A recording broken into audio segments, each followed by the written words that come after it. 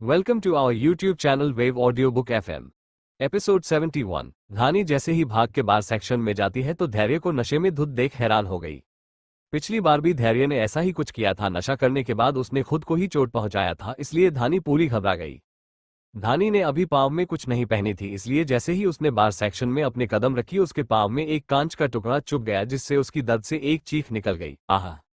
धैर्य ने अभी उस आवाज को नहीं सुना, क्योंकि उसका पूरा ध्यान अभी सिर्फ शराब को पीने और बोतल को तोड़ के फेंकने में था। धानी को धैर्य की ऐसी हालत देख उसके लिए डर लग रहा था, इसलिए वो खुद की फिक्र छोड़ अपने पांव से कांच के उस टुकड़े को बहुत मुश्किल से निकाल धैर्य की तरफ बढ़ गई। इस बार वो अपने पांव संभाल के रख रही थी। वो अभी धैर्य के पास पहुंची ही थी कि धैर्य ने एक और बोतल फेंक दिया, जो सीधे धानी के पांव के नीचे आ गया। धानी ने अचानक में ही उस पे अपने पांव रख दी और कांच का एक बहुत बड़ा टुकड़ा धानी के पांव में चुभ गया। वो दर्द में जोर से चिल्लाए, धैर्य! धैर्य ने इस बार धानी की आवाज को सुना और धानी की तरफ देखा तो धानी को खून में लथपथ देख शॉक्ड हो गया।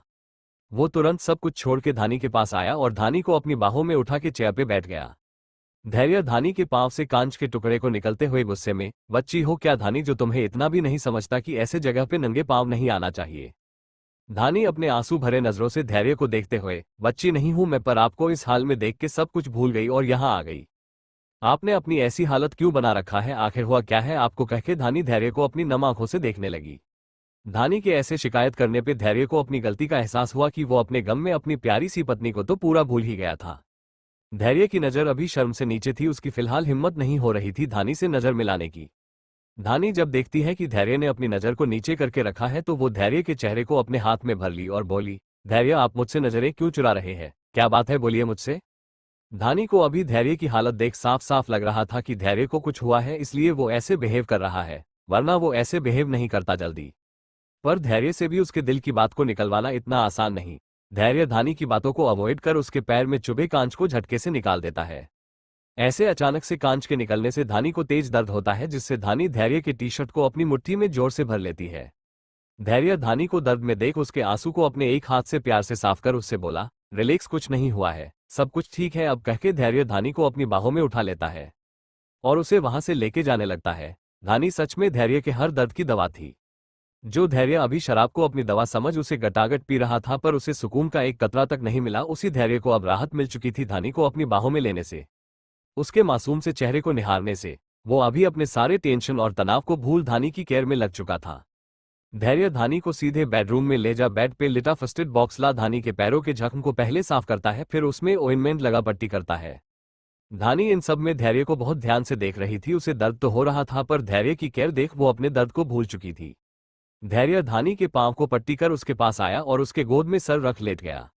धानी बहुत प्यार से धैर्य के बाल को सहलाने लगी और बोली, अब बोलिए धैर्य, किस बात से परेशान थे आप। धैर्य धानी की कमर को अपनी बाहों में पूरी तरह लपेट के उसके पेट में अपना मुंह छुपाते हुए, मेरी जो भी टेंशन थी वो फिलहाल खत्म हो चुकी है तुम्हारी बाहों में आके, इसलिए मुझे वो सब फिर से याद मत दिलाओ, कह के धैर्य धानी के ब्रेस्ट को एक हाथ से सहलाने लगा तो धानी ने धैर्य के हाथ को अपने ब्रेस्ट से दूर कर दी और बोली, धैर्य मुझे चोट आई है और फिर भी आप रोमांस करना चाहते हैं। धैर्य धानी के नाइटी के ऊपर से ही धानी के ब्रेस्ट पे अपने चेहरे को रगड़ते हुए, चोट तुम्हें पांव में आई है जिसका रोमांस से कोई लेना देना नहीं है, इसलिए मैं जो भी कर रहा हूं मुझे करने दो, मैं बस अभी तुम्हें खुद में फील करना चाहता हूं। धैर्य ने कुछ देर पहले ड्रिंक किया था, इसलिए वो अभी नशे में था, जिसे धानी साफ देख सकती थी। इसी वजह से धानी धैर्य को चाह के भी नहीं रोक पा रही थी और धैर्य धानी के बॉडी पे अपनी मनमानी कर रहा था। धैर्य नाइटी के ऊपर से ही धानी की पूरी बॉडी को सहलाने लगा और उसे मसलने लगा। धैर्य के ऐसे करने पे धानी की आहें निकलने लगी जोर जोर से। धैर्य धानी के ऊपर था और उसे फील कर रहा था खुद में, और धानी भी धैर्य को खुद में फील कर रही थी, पर नशे में होने की वजह से धैर्य को नींद आ जाती है फिर से और वो सो जाता है धानी के ऊपर ही।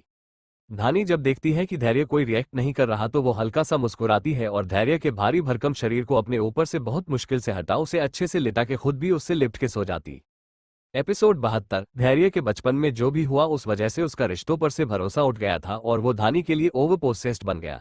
धैर्य को हमेशा ही इस बात का डर लगा रहता है कि जैसे उसकी माँ उसके पिता को छोड़ के चली गई किसी दूसरे के लिए, वैसे ही धानी भी उसे छोड़ के चली जाएगी एक दिन किसी और के लिए। इसलिए धैर्य हर वो कोशिश करता है जिससे धानी के लिए सारे रास्ते बंद हो जाए उसे छोड़ के जाने का, जिसमें धैर्य कामयाब भी हो गया। उसने धानी के लिए हर रास्ता बंद कर दिया था सिवाय एक रास्ते के, वो रास्ता सिर्फ धैर्य के पास आता था, जिसपे धानी अपनी मर्जी से चल के उसके पास आके उसके साथ रहने लगी, अपनी मर्जी से धैर्य की सारी गलतियों को भुला के। पर इंसान का डर और उसके बुरे कर्म कहाँ उसका पीछा छोड़ते हैं। धानी धैर्य के पास थी तो पर धैर्य ने जो धानी की माँ के साथ किया और उसकी बहन के साथ किया, उसने धानी के अंदर एक डर धैर्य के लिए बना दिया। जिस वजह से धानी ने लाइफ में पहली बार चोरी करने का फैसला ली, वो भी धैर्य के लॉकर को तोड़ के, जिसमें वो कामयाब भी हो गई और उसे जो चाहिए था वो चीज धानी को मिल भी गया, जिससे धानी बहुत ज्यादा खुश हो गई।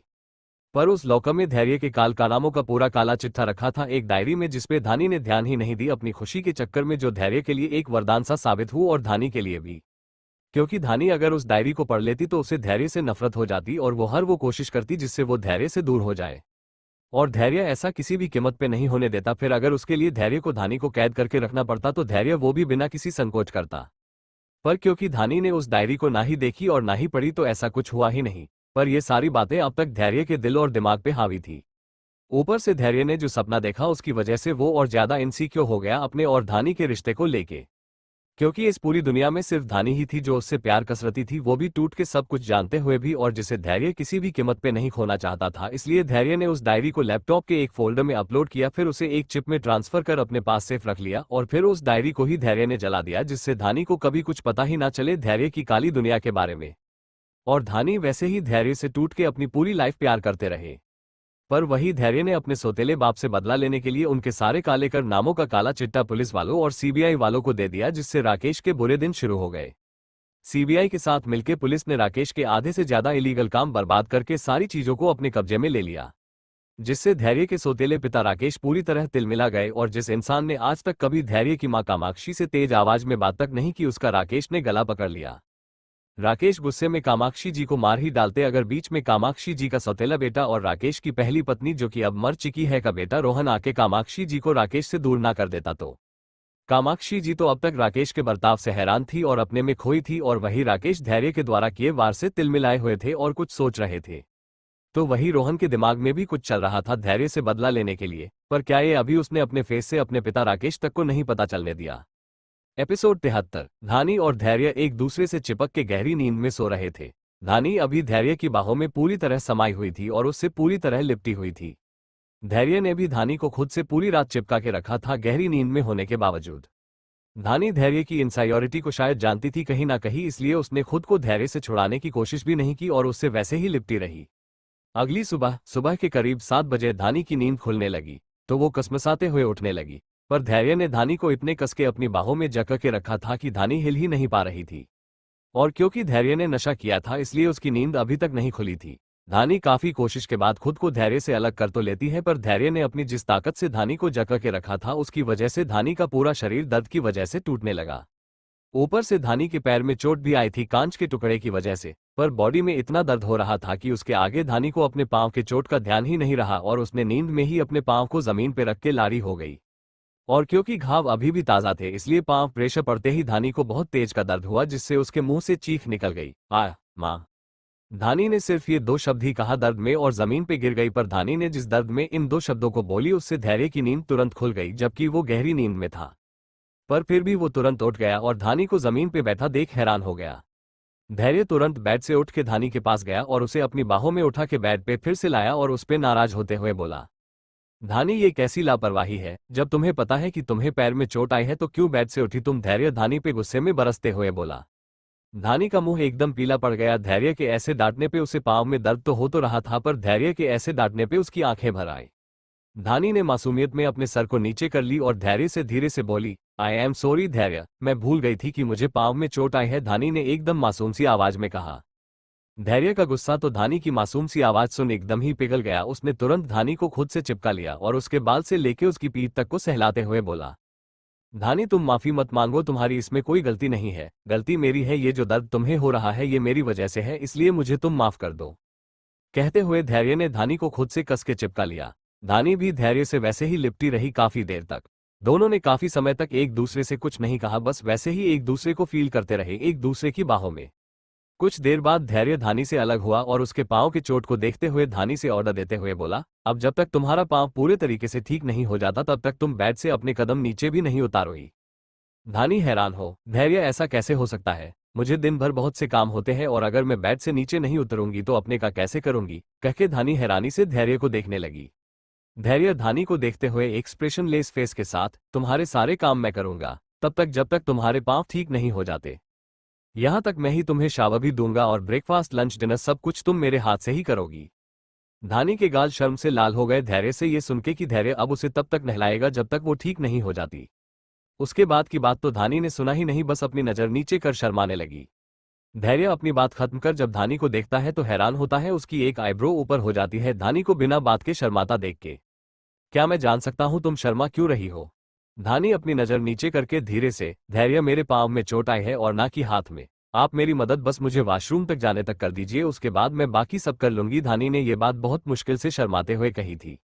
पर धैर्य को अभी तक धानी के शर्माने का रीजन समझ में नहीं आया था, क्योंकि धानी और धैर्य दोनों ही रोज बिन कपड़ों के साथ में सोते हैं और धानी के बॉडी का ऐसा कोई हिस्सा नहीं जिसे धैर्य ने छुआ ना हो।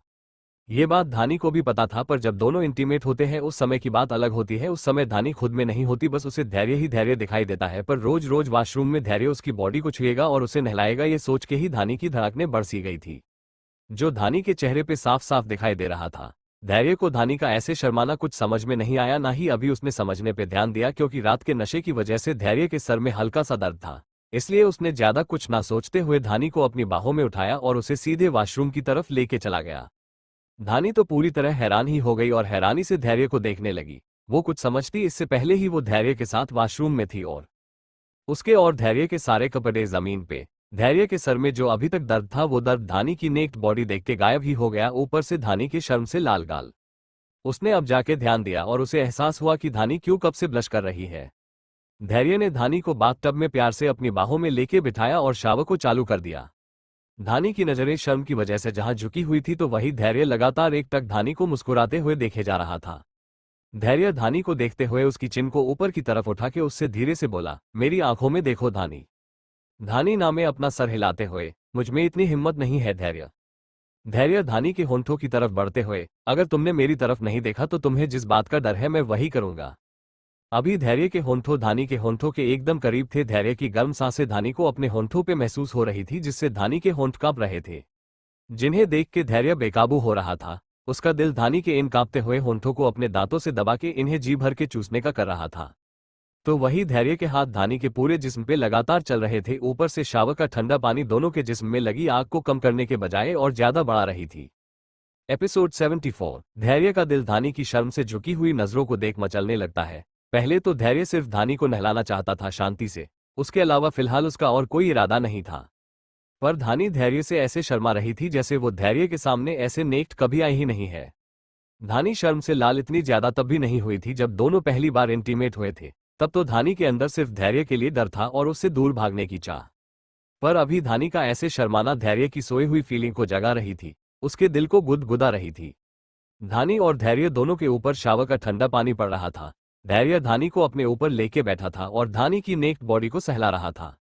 धानी की बॉडी धैर्य के लिए किसी नाजुक सी फूल की पंखुड़ी की तरह थी, जिसे सिर्फ टच करने से इंसान का मन खुश हो जाता है। यही हाल अभी धैर्य का था। धैर्य धानी की बॉडी को बहुत प्यार से सहलाते हुए उसकी चिन को पकड़ ऊपर की तरफ धानी के चेहरे को उठा, उससे धीरे से बोला, धानी मेरी आंखों में देखो। धानी शर्म से अपनी नजरों को नीचे झुकाए हुए, मुझमें अभी हिम्मत नहीं है धैर्य। धैर्य धानी के गाल पे बाइट करके उसके होंठों के एकदम करीब आ अपनी गर्म सांसें धानी के होंठों पे छोड़ते हुए, अगर तुमने अभी अपनी नजरें उठा के मेरी तरफ नहीं देखा तो तुम्हें जिस बात का डर है मैं वही करूंगा, कहके धैर्य धानी के होंठों के किनारे पे हल्का सा बाइट फिर से कर लेता है। धानी धैर्य के ऐसे बार बार बाइट करने से और उसकी धमकी से परेशान होकर उसकी तरफ अपनी नजर उठा के देखती है तो उसकी आंखों में खोसी जाती है। धैर्य की आंखों में अभी एक नशा था जिसमें वो धानी को डुबोना चाहता था, इसलिए वो धानी को नजरें उठा के उसे देखने के लिए कह रहा था। हुआ भी कुछ ऐसे ही, धानी धैर्य की आंखों में सब कुछ भूल के देखती ही रह गई। धैर्य के होंठों पे धानी को ऐसे देख एक छोटी सी मुस्कुराहट आ गई। उसने अब बिल्कुल भी देरी नहीं किया और धानी के होंठों पे अपने होंठ रख के उसे किस करने लगा। धैर्य ने धानी को किस करते हुए टब में लिटा दिया और खुद उसके ऊपर आ गया। धानी आधे तक पानी में डूबी हुई थी और धैर्य उसके ऊपर था और धानी के होंठों को किस करते हुए उसे लीक कर रहा था। धैर्य के हाथ धानी के ब्रेस्ट को पके हुए थे तो दूसरे हाथ से धैर्य ने धानी के उस पांव को थामा था जिसमें धानी को चोट लगी थी। धैर्य रोमांस करते हुए भी धानी का ख्याल रख रहा था, उसकी केयर कर रहा था। जहां एक तरफ धैर्य धानी की केयर कर रहा था तो वही धैर्य धानी को पूरे जोश के साथ खुद में समा रहा था।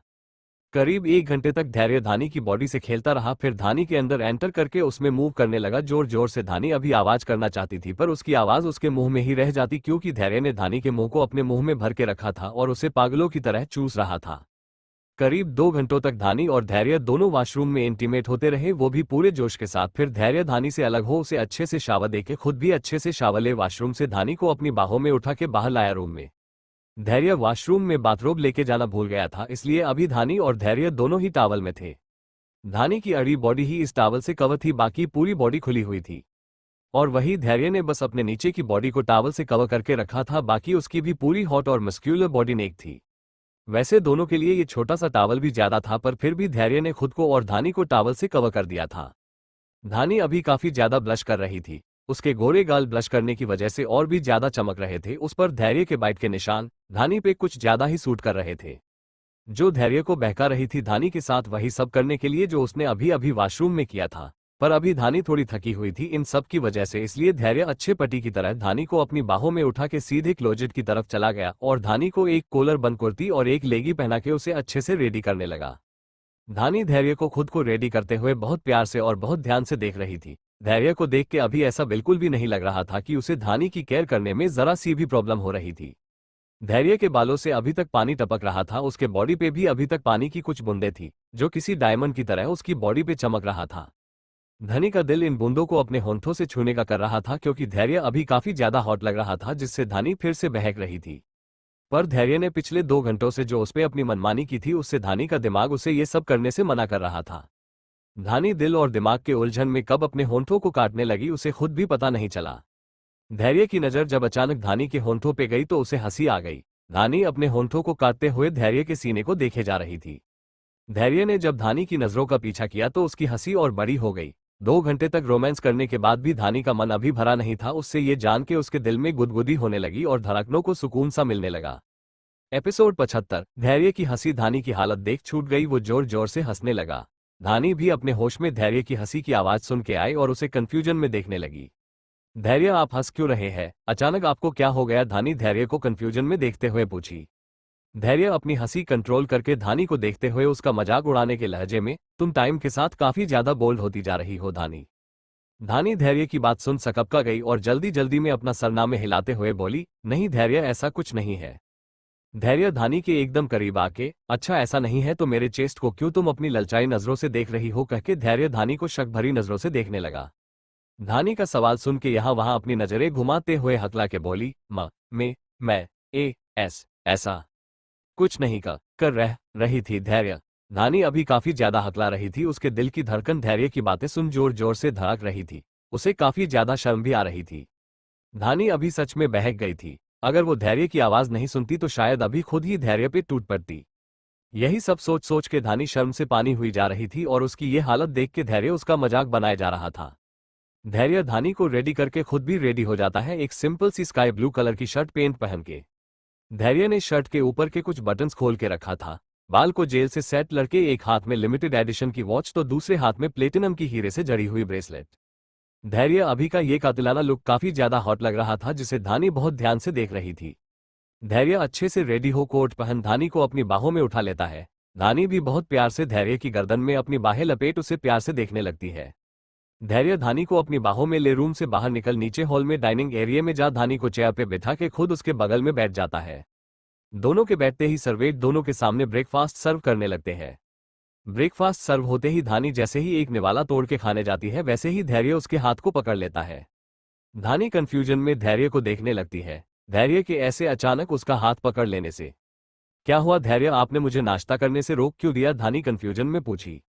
धैर्य धानी के हाथ से उस निवाले को ले धानी को अपने हाथ से खिलाते हुए ऑर्डर देने के लहजे में, मैंने सुबह तुमसे कहा था ना कि जब तक तुम ठीक नहीं हो जाती तब तक तुम किसी भी काम को हाथ नहीं लगाओगी। धानी हैरान हो, आपने ऐसा कब कहा? धैर्य धानी का मजाक उड़ाते हुए, मैंने कहा था पर तुम्हारी सुई शावर पे अटक गई थी इसलिए तुमने कुछ भी नहीं सुना, कहके धैर्य अपना मुंह दूसरी तरफ करके हंसने लगा। धानी धैर्य के ऐसे उसका मजाक उड़ाने पे उसे गुस्से में घूरने लगी और उससे बोली, धैर्य इनफ इस इनफ, बस करिए अब मेरा मजाक उड़ाना। और वैसे भी मेरे पांव में चोट आई है, वो भी हल्की सी, ना कि हाथ में। आप कब से मेरा बच्चों की तरह ख्याल रख रहे हैं और मैं बस आपको देख रही हूं। और वैसे भी धैर्य, क्या आप पूरा दिन मेरे साथ रहेंगे? मेरा ख्याल रखने के लिए ऑफिस भी नहीं जाएंगे क्या आप? धानी अभी काफी गुस्से में थी और धैर्य को डांट रही थी। धैर्य की हंसी धानी की डांट सुन गायब ही हो गई। वही पैलेस के सारे सर्वेंट धैर्य को धानी से चुपचाप डांट खाते हुए हैरान हो देखने लगे। धानी ने पहले भी धैर्य को डांटा है और धैर्य सर झुका के सुना है, पर तब धानी और धैर्य अकेले में थे, कोई नहीं था उनके आसपास। पर अभी जब धानी धैर्य को डांट रही थी तो पैलेस के सारे सर्वेंट वही आसपास थे धानी और धैर्य के, इसलिए ये नजारा सभी अपनी आंखें बड़ी बड़ी करके देख रहे थे और हैरान थे। धैर्य को तो धानी की डांट से कुछ भी फर्क नहीं पड़ा, बस उसकी हंसी गायब हो गई। पर जब धैर्य से नजरें हटा धानी अपने आसपास नजरें घुमा के देखी तो गुस्से में सारे सर्वेंट्स पे बरसते हुए बोली, आप सब यहाँ क्या खड़े होके देख रहे हैं? यहाँ क्या कोई शो चालू है जिसे देख के आप सब अपना एंटरटेनमेंट कर रहे हैं? धानी का इतना कहना था कि वहां पे जितने भी लोग थे वो सारे के सारे गायब हो गए। जो सर्वेंट धानी और धैर्य को नाश्ता सर्व करने के लिए खड़े थे वो तक वहां से गायब हो गए थे, क्योंकि जो इंसान उनके डेविल बॉस के ऊपर अपनी हुकूमत चला सकती है वो तो उनकी चटनी ही बना देगी। यही सब सोच के सारे वहां से गायब हो गए। धैर्य सर्वेंट्स को धानी से डरते हुए देख खुश होता है। आखिरकार धानी को भी अब ऑर्डर देना आ गया, वरना तो वो बस सबसे रिक्वेस्ट ही करती थी, जो धैर्य को बिल्कुल भी पसंद नहीं था। पर आज धानी का ऐसे सब पे रुआब दिखाना धैर्य को अच्छा लगा। धानी सबको डांटने के बाद अपने हाथ से अपना नाश्ता करने लगी। धैर्य भी धानी को प्यार से देखते हुए नाश्ता करने लगा। अभी दोनों नाश्ता कर ही रहे थे कि तभी धानी का मोबाइल रिंग हुआ। धानी का मोबाइल धैर्य के पास था। धैर्य ने जब मोबाइल पे फ्लैश होता हुआ नाम देख तो उसकी हंसी कहीं गायब ही हो गई, उसका चेहरा तुरंत सख्त हो गया। धानी ने जब धैर्य के एक्सप्रेशन देखे तो उससे अपना मोबाइल ले उस पे फ्लैश होता हुआ ना देख खुश हो गई और कॉल को उसने तुरंत पिक कर ली। एपिसोड 76। धानी मोबाइल पे फ्लैश होते हुए नाम को देख एकदम खुश हो जाती है। उसके चेहरे पे एक चमक सी आ जाती है तो वही धैर्य के चेहरे पे अभी तक जो चमक थी वो गायब ही हो जाती है। धानी को धैर्य की इस फीलिंग का एहसास था, पर फिर भी वो उसके इस फीलिंग को अवॉइड करते हुए फोन को तुरंत पिक कर अपने कान में लगा बहुत प्यार से बोली, गुड मॉर्निंग दिव्या, कैसा है मेरा बच्चा? धानी दिव्या से बहुत प्यार से बोली। वही धैर्य धानी के मुंह से दिव्या के लिए बच्चा शब्द सुन अपना मुंह बना के नाश्ता करने लगता है। धैर्य को अभी ये टेस्टी मसाला ओट्स भी एकदम कड़वे से लगने लगे। धानी के शब्दों को सुन के वो तुरंत गुस्से में चिल्ला के सर्वेंट्स को बुलाता है। सर्वेंट्स, ये क्या बनाया है तुम लोगों ने? कह के धैर्य उस ओट्स के कटोरे को जमीन पे गुस्से में फेंक देता है। धानी और सारे सर्वेंट्स धैर्य का ऐसा गुस्सा देख पूरी तरह चौंक जाते हैं। सबके सब कभी कांच के टूटे हुए बाउल को देखते हैरानी से तो कभी धैर्य को। धानी धैर्य के नॉर्मल रहने पे भले ही उसे डांट देती थी, पर धैर्य के गुस्से से उसे भी बहुत डर लगता था। इसलिए अभी पैलेस के सर्वेंट जितना धैर्य के गुस्से से सहमे हुए थे उतना ही धानी भी डरी हुई थी धैर्य के गुस्से को देख के। धैर्य गुस्से में सारे सर्वेंट्स को देखते हुए उन पे बरसते हुए बोला, ये क्या कचरा बनाया है तुम लोगों ने? लगता है तुम लोगों को अपनी जान प्यारी नहीं है। अब कहते हुए धैर्य सारे सर्वेंट्स को गुस्से में घूरने लगा। धैर्य के गुस्से से चिल्लाने पे सारे सर्वेंट्स पूरी तरह डर गए। उनमें अभी तीनी भी हिम्मत नहीं थी कि वो अपना सर भी उठा के देख ले। सारे सर्वेंट्स डर से थर्रा थर्रा कांप रहे थे। धानी ने जब सभी सर्वेंट्स को ऐसे डरते हुए देखी तो उसने अपने डर को अपने बस में की और धैर्य से अपनी पूरी हिम्मत जुटा के बोली, धैर्य, आप इतना गुस्सा अचानक क्यों हो गए? धैर्य धानी की आवाज सुन उसकी तरफ गुस्से में घूरते हुए, क्या इसका रीजन तुम्हें नहीं पता धानी? धानी ना समझी में धैर्य को देखते हुए अपना सरना में हिला देती है तो और धैर्य को वैसे ही ना समझी में देखते हुए उसके हाथ पे अपने हाथ रख के प्यार से बोली, आप क्या बोल रहे हैं धैर्य? प्लीज साफ साफ बोलिए। धैर्य धानी के हाथ से अपने हाथ हटा के उससे अपना मुंह मोड़ के बेरुखी से, धानी, मैं तुम्हें दिव्या या और किसी से रिश्ता तोड़ने के लिए नहीं कह रहा, पर प्लीज तुम मेरे सामने इतने प्यार से किसी और से बात मत किया करो। मैं बर्दाश्त नहीं कर पाता, मेरे तन बदन में आग सी लग जाती है, मेरा मन उन सभी को मार देने को करता है। धैर्य की आंखों से अभी आग बरस रहे थे, उसका तन बदन अभी काफी ज्यादा जल रहा था। धानी का उसके अलावा किसी और से इतना ज्यादा प्यार से बात करना वो बर्दाश्त नहीं कर पा रहा था। धैर्य की बातें सुन धानी तो पूरी तरह चौंक गई। उसने अभी तक फोन भी कट नहीं किया था, इसलिए उसकी बातें फोन के जरिए दूसरी तरफ दिव्या भी सुन लेती है। पहले तो वो भी धैर्य का गुस्सा देख काफी ज्यादा डर गई थी, पर जब उसे धैर्य के गुस्से का कारण पता चला तो उसकी हंसी छूट गई। धैर्य अभी किसी छोटे से बच्चे की तरह बिहेव कर रहा था, जिससे उसकी फेवरेट चीज ले ली गई है और वो अभी रूठा हुआ है। दिव्या यही सब सोचते हुए मजे ले रही थी। दिव्या किसी शैतान बच्चे की तरह शांति से कान में फोन लगा के सब कुछ सुन के अपना मुंह दबा के हंस रही थी हॉस्पिटल में। और यहाँ धानी की हालत डाउन हो रही थी। वो आखिर दिव्या से कैसे रिश्ता तोड़ सकती है? दिव्या उसकी छोटी बहन है, उसका ख्याल रखना धानी का फर्ज है, जिससे वो किसी भी कीमत पे मुंह नहीं मोड़ सकती। और उसे ये बात नहीं समझ में आ रही थी कि धैर्य दिव्या से क्यों जल रहा है। हाँ, अगर धानी अभी किसी लड़के से बात कर रही होती तब अगर धैर्य ऐसा रिएक्ट करता तो उसे समझ में आती बात, पर दिव्या से जलसी का कारण धानी को समझ में नहीं आया। वो बस अपना मुंह खोले हैरानी से धैर्य को देखते ही रही और बात क्या है उसे समझने की कोशिश ही करती रही। वही धैर्य अपनी बात कह गुस्से में वहां से स्टडी एरिया की तरफ चला गया बिना किसी से कुछ बोले। धानी तो अभी तक बस उसे जाते हुए देख ही रही थी। सर्वेंट्स ने भी धैर्य के जाने के बाद राहत की सांस लिया और सब कुछ साफ करने लगे। धानी ने भी एक गहरी सांस लेके अपना नाश्ता खत्म की और एक लेडी सर्वेंट का सहारा लेके हॉल तक आई और सोफे पे बैठ के गहरी सोच में चली गई। सोचते हुए धानी को अचानक ख्याल आया कि वो तो दिव्या से बात कर रही थी। धानी को जैसे ही ये ख्याल आया उसने तुरंत दोबारा कॉल लगा दी दिव्या को, अपने आसपास देखते हुए कि कहीं धैर्य उसके आसपास तो नहीं। पर जब धानी को पूरे तरीके से एहसास हो गया कि धैर्य अभी तक स्टडी रूम से बाहर नहीं आया तो धानी भी दिव्या से खुल के बात करने लगी। धानी दिव्या से फोन पे, हाँ बोल दिव्या, क्या बोलना था तुझे?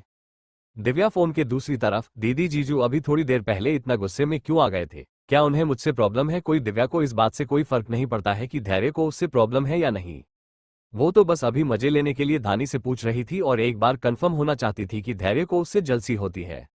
वही धानी दिव्या की बात सुन सकपका गई। आखिर ये बात वो अपनी छोटी सी दिव्या को कैसे बता देती कि उसका पति उसकी छोटी बहन से जेलस फील करता है। ये बात कहने में जितना धानी को झिझक महसूस हो रहा था उतना ही शर्म भी आ रही थी। और इस झिझक और शर्म के मिले झूले भाव की वजह से अभी धानी का चेहरा पसीने से भीगा भी था और शर्म से लाल भी था। धानी का दिमाग ही नहीं चल रहा था कि वो दिव्या के इस सवाल का क्या जवाब दे। वही दिव्या तो पता नहीं कब से धानी के कुछ कहने का वेट कर रही थी। धानी ने जब काफी देर तक कुछ नहीं कहा तो दिव्या ने उससे फिर से पूछी, दीदी क्या हुआ, कुछ बोल क्यों नहीं रही तू? क्या मैंने तुझसे कुछ ऐसा पूछ ली जो मुझे नहीं पूछना चाहिए था?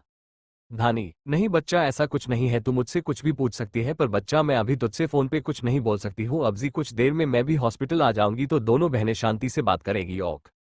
दिव्या खुश होते हुए, ओक दीदी जल्दी हॉस्पिटल आ जा, मेरी भी आज छुट्टी है। आज तो मैं और माँ हम तीनों पूरा दिन टाइम पास करेंगे और पूरा दिन बस बातें करेंगे। कहके दिव्या एकदम खुश हो जाती है। धानी को भी अभी यही चाहिए था, अपनी माँ और बहन का साथ, इसलिए वो भी अभी काफी हल्का फील करती है। दोनों बहाने काफी देर तक कुछ और बातें करती है, फिर फोन कट कर धानी एक गहरी सांस ले फिर से स्टडी एरिया की तरफ अपना सर घुमा के देखती है जहां से धैर्य अभी तक बाहर नहीं आया था।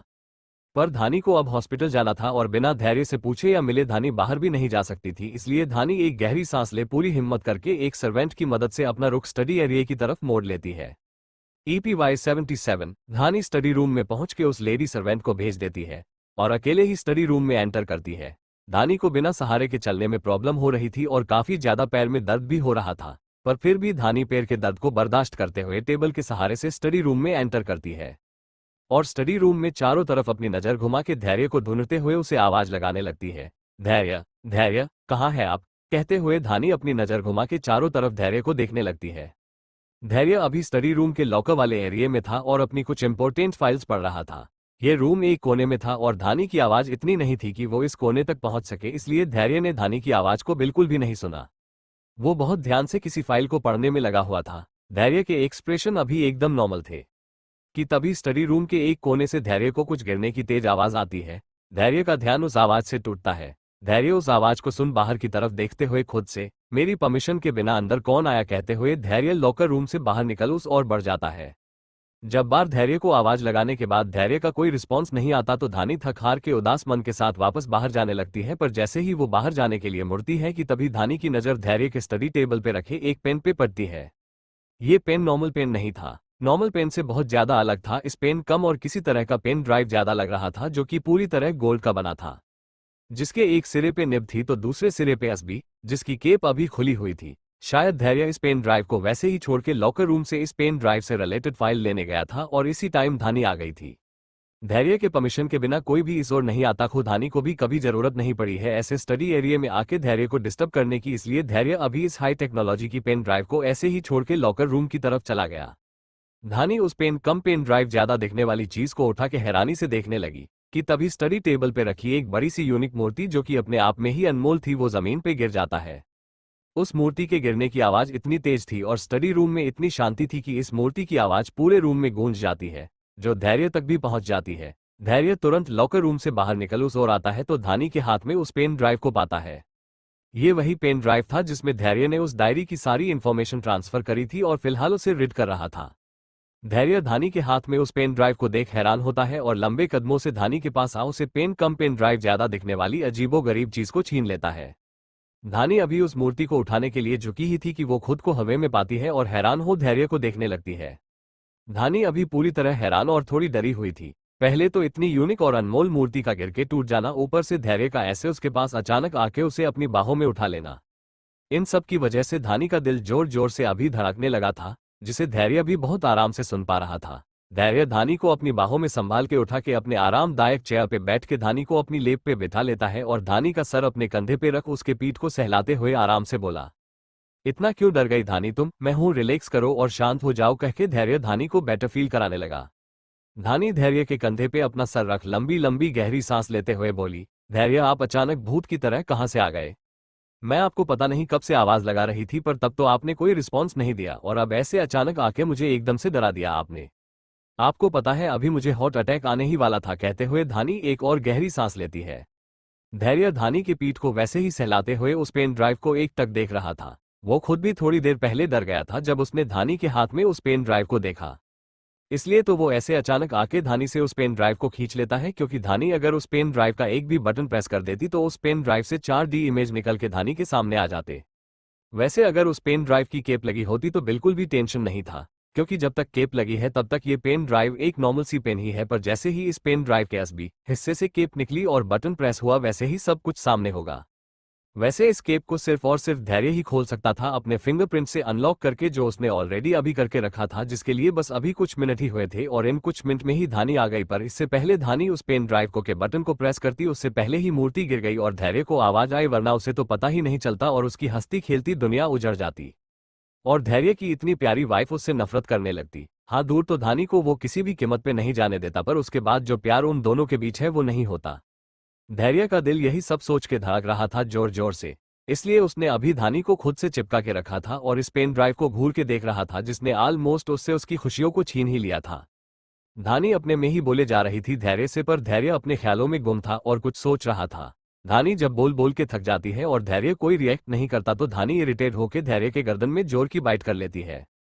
धैर्य का ध्यान धानी की बाइट से टूटता है और वो उस जगह हाथ रख धानी को नासमझी में देखने लगता है। धानी अभी गुस्से में धैर्य को घूर रही थी बुरी तरह। धानी गुस्से में धैर्य पे बरसते हुए बोली, धैर्य ये क्या है, मैं आपको कब से आवाज दे रही हूं पर आप कोई रिएक्ट क्यों नहीं कर रहे हो, क्या गया है आपको आजकल? धैर्य को जब से वो सपना आया था तब से धैर्य कुछ ज्यादा ही वियर्ड बिहेव कर रहा था धानी के साथ। कभी बिना बात के ड्रिंक करने लगता तो कभी छोटी सी बात पे जेलस फील होके पैनिक हो जाता और अब एकदम शांत हो गया है। इसलिए धानी गुस्से में एकदम बरस पड़ी धैर्य पे और उससे पूछने लगी, धैर्य भी क्या करता, उसकी भी गलती कहाँ है इन सब में?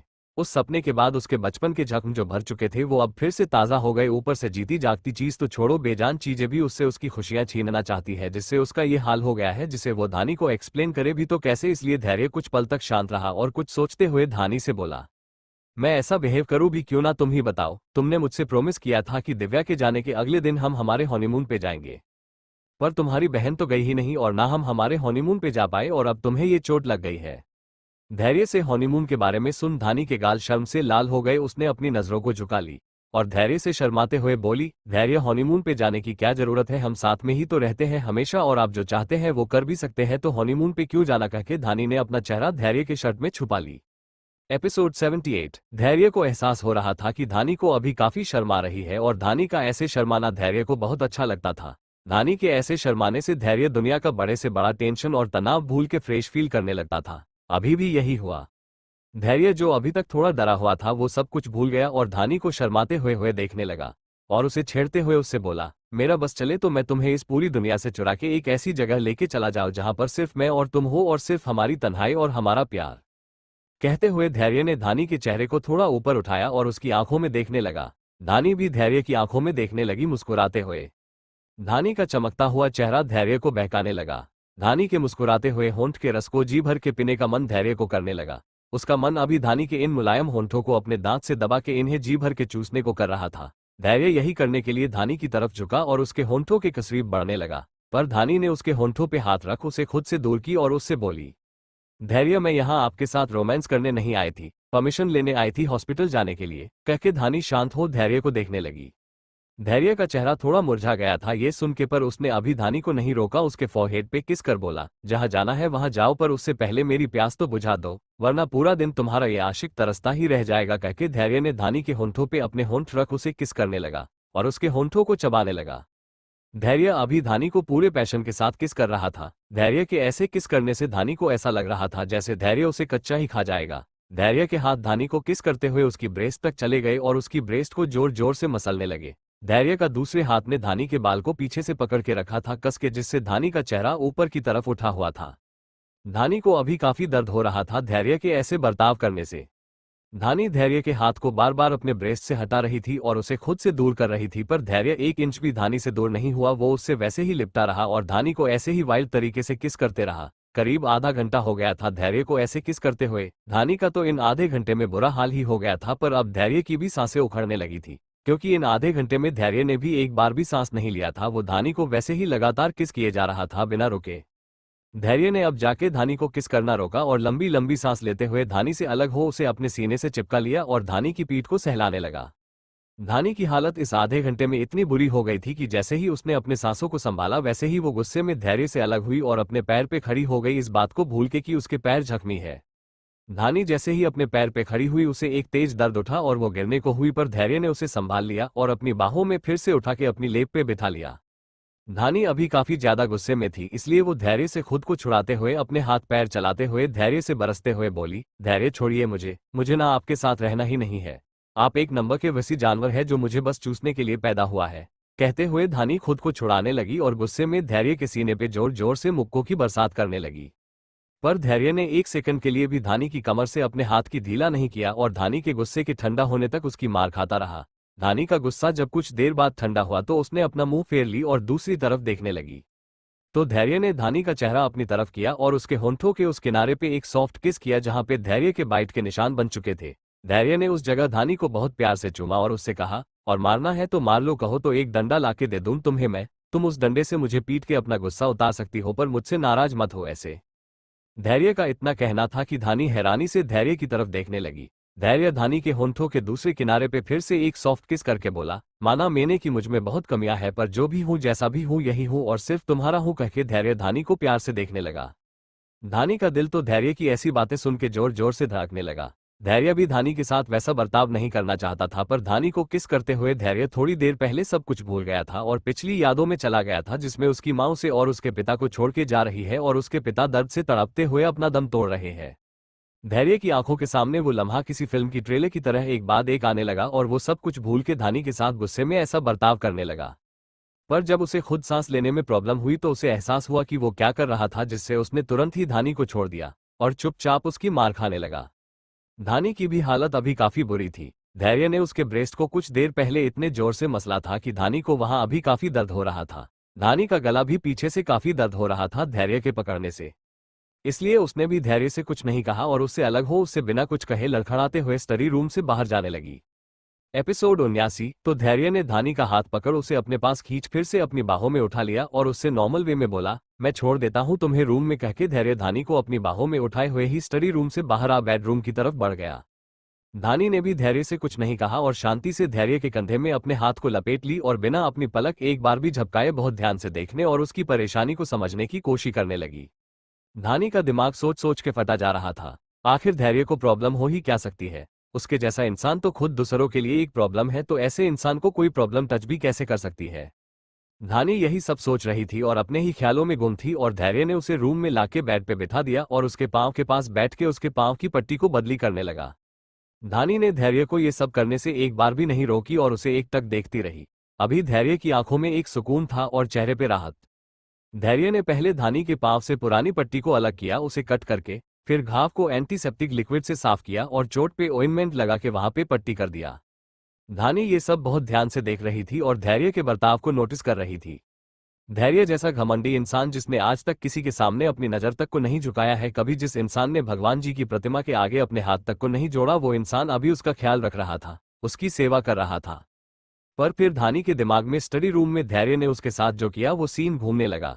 धैर्य ने उसके साथ जानवरों की तरह बर्ताव किया था वहां, जिसका दर्द अभी तक धानी महसूस हो रहा था अपनी बॉडी पे। धानी पूरे आधे घंटे तक तड़पी थी और खुद को धैर्य से अलग करने की कोशिश कर रही थी, पर धैर्य ने उसकी एक नहीं सुना। और अभी वही इंसान उसकी इतनी केयर कर रहा है, उसके जख्मों पे पट्टी लगा रहा है, जबकि ये जख्म भी उसी की देन है।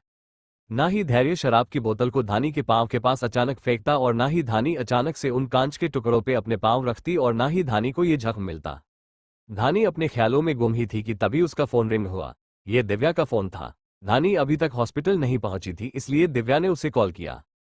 पर इससे पहले कि धानी फोन पिक करती, धैर्य ने फोन को पिक किया और फोन को स्पीकर पे करके नॉर्मल वे में बोला, दिव्या, धानी अभी आराम कर रही है, वो अभी नहीं आएगी, दोपहर के बाद मैं उसे खुद हॉस्पिटल लेके आऊंगा। दिव्या तो धैर्य की आवाज सुन के ही चौंक गई। धानी का भी यही हाल था। दिव्या के हाथ से तो घबराहट के कारण फोन ही छूटने वाला था, तो वही धानी ने धैर्य के हाथ से तुरंत फोन छीन के दिव्या से बोली, दिव्या तू ठीक तो है ना बच्चा। धैर्य का मुंह फिर से बन गया धानी से दिव्या के लिए बच्चा शब्द सुन के। वो धानी को फिर से घूरने लगा। दिव्या भी धानी की आवाज सुन के नॉर्मल फील की और उससे बोली, दीदी तूने जीजू को अपना फोन क्यों दे दी थी? तुझे पता है मैं अभी कितना ज्यादा डर गई थी जीजू की आवाज सुन के ऐसे अचानक। धानी दिव्या की बात सुन धैर्य को बहुत ध्यान से देख लगी और उसके हर एक एक्सप्रेशन को नोटिस करने लगी। धैर्य को अभी धानी का दिव्या से बात करना अच्छा नहीं लग रहा था।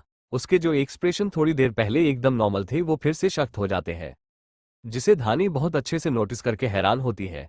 धानी को ये बात पता था कि धैर्य को दिव्या की बातों से प्रॉब्लम होती है, क्योंकि दिव्या अपने बचपने में कभी कभी कुछ ज्यादा ही बोल देती है जो धैर्य को नहीं पसंद, और इसी वजह से धैर्य दिव्या को नापसंद करता है। पर यह बात तो धैर्य को भी पता है कि दिव्या जो भी कहती या करती है वो बचपने में करती है, जानबूझ के वो कुछ भी नहीं करती।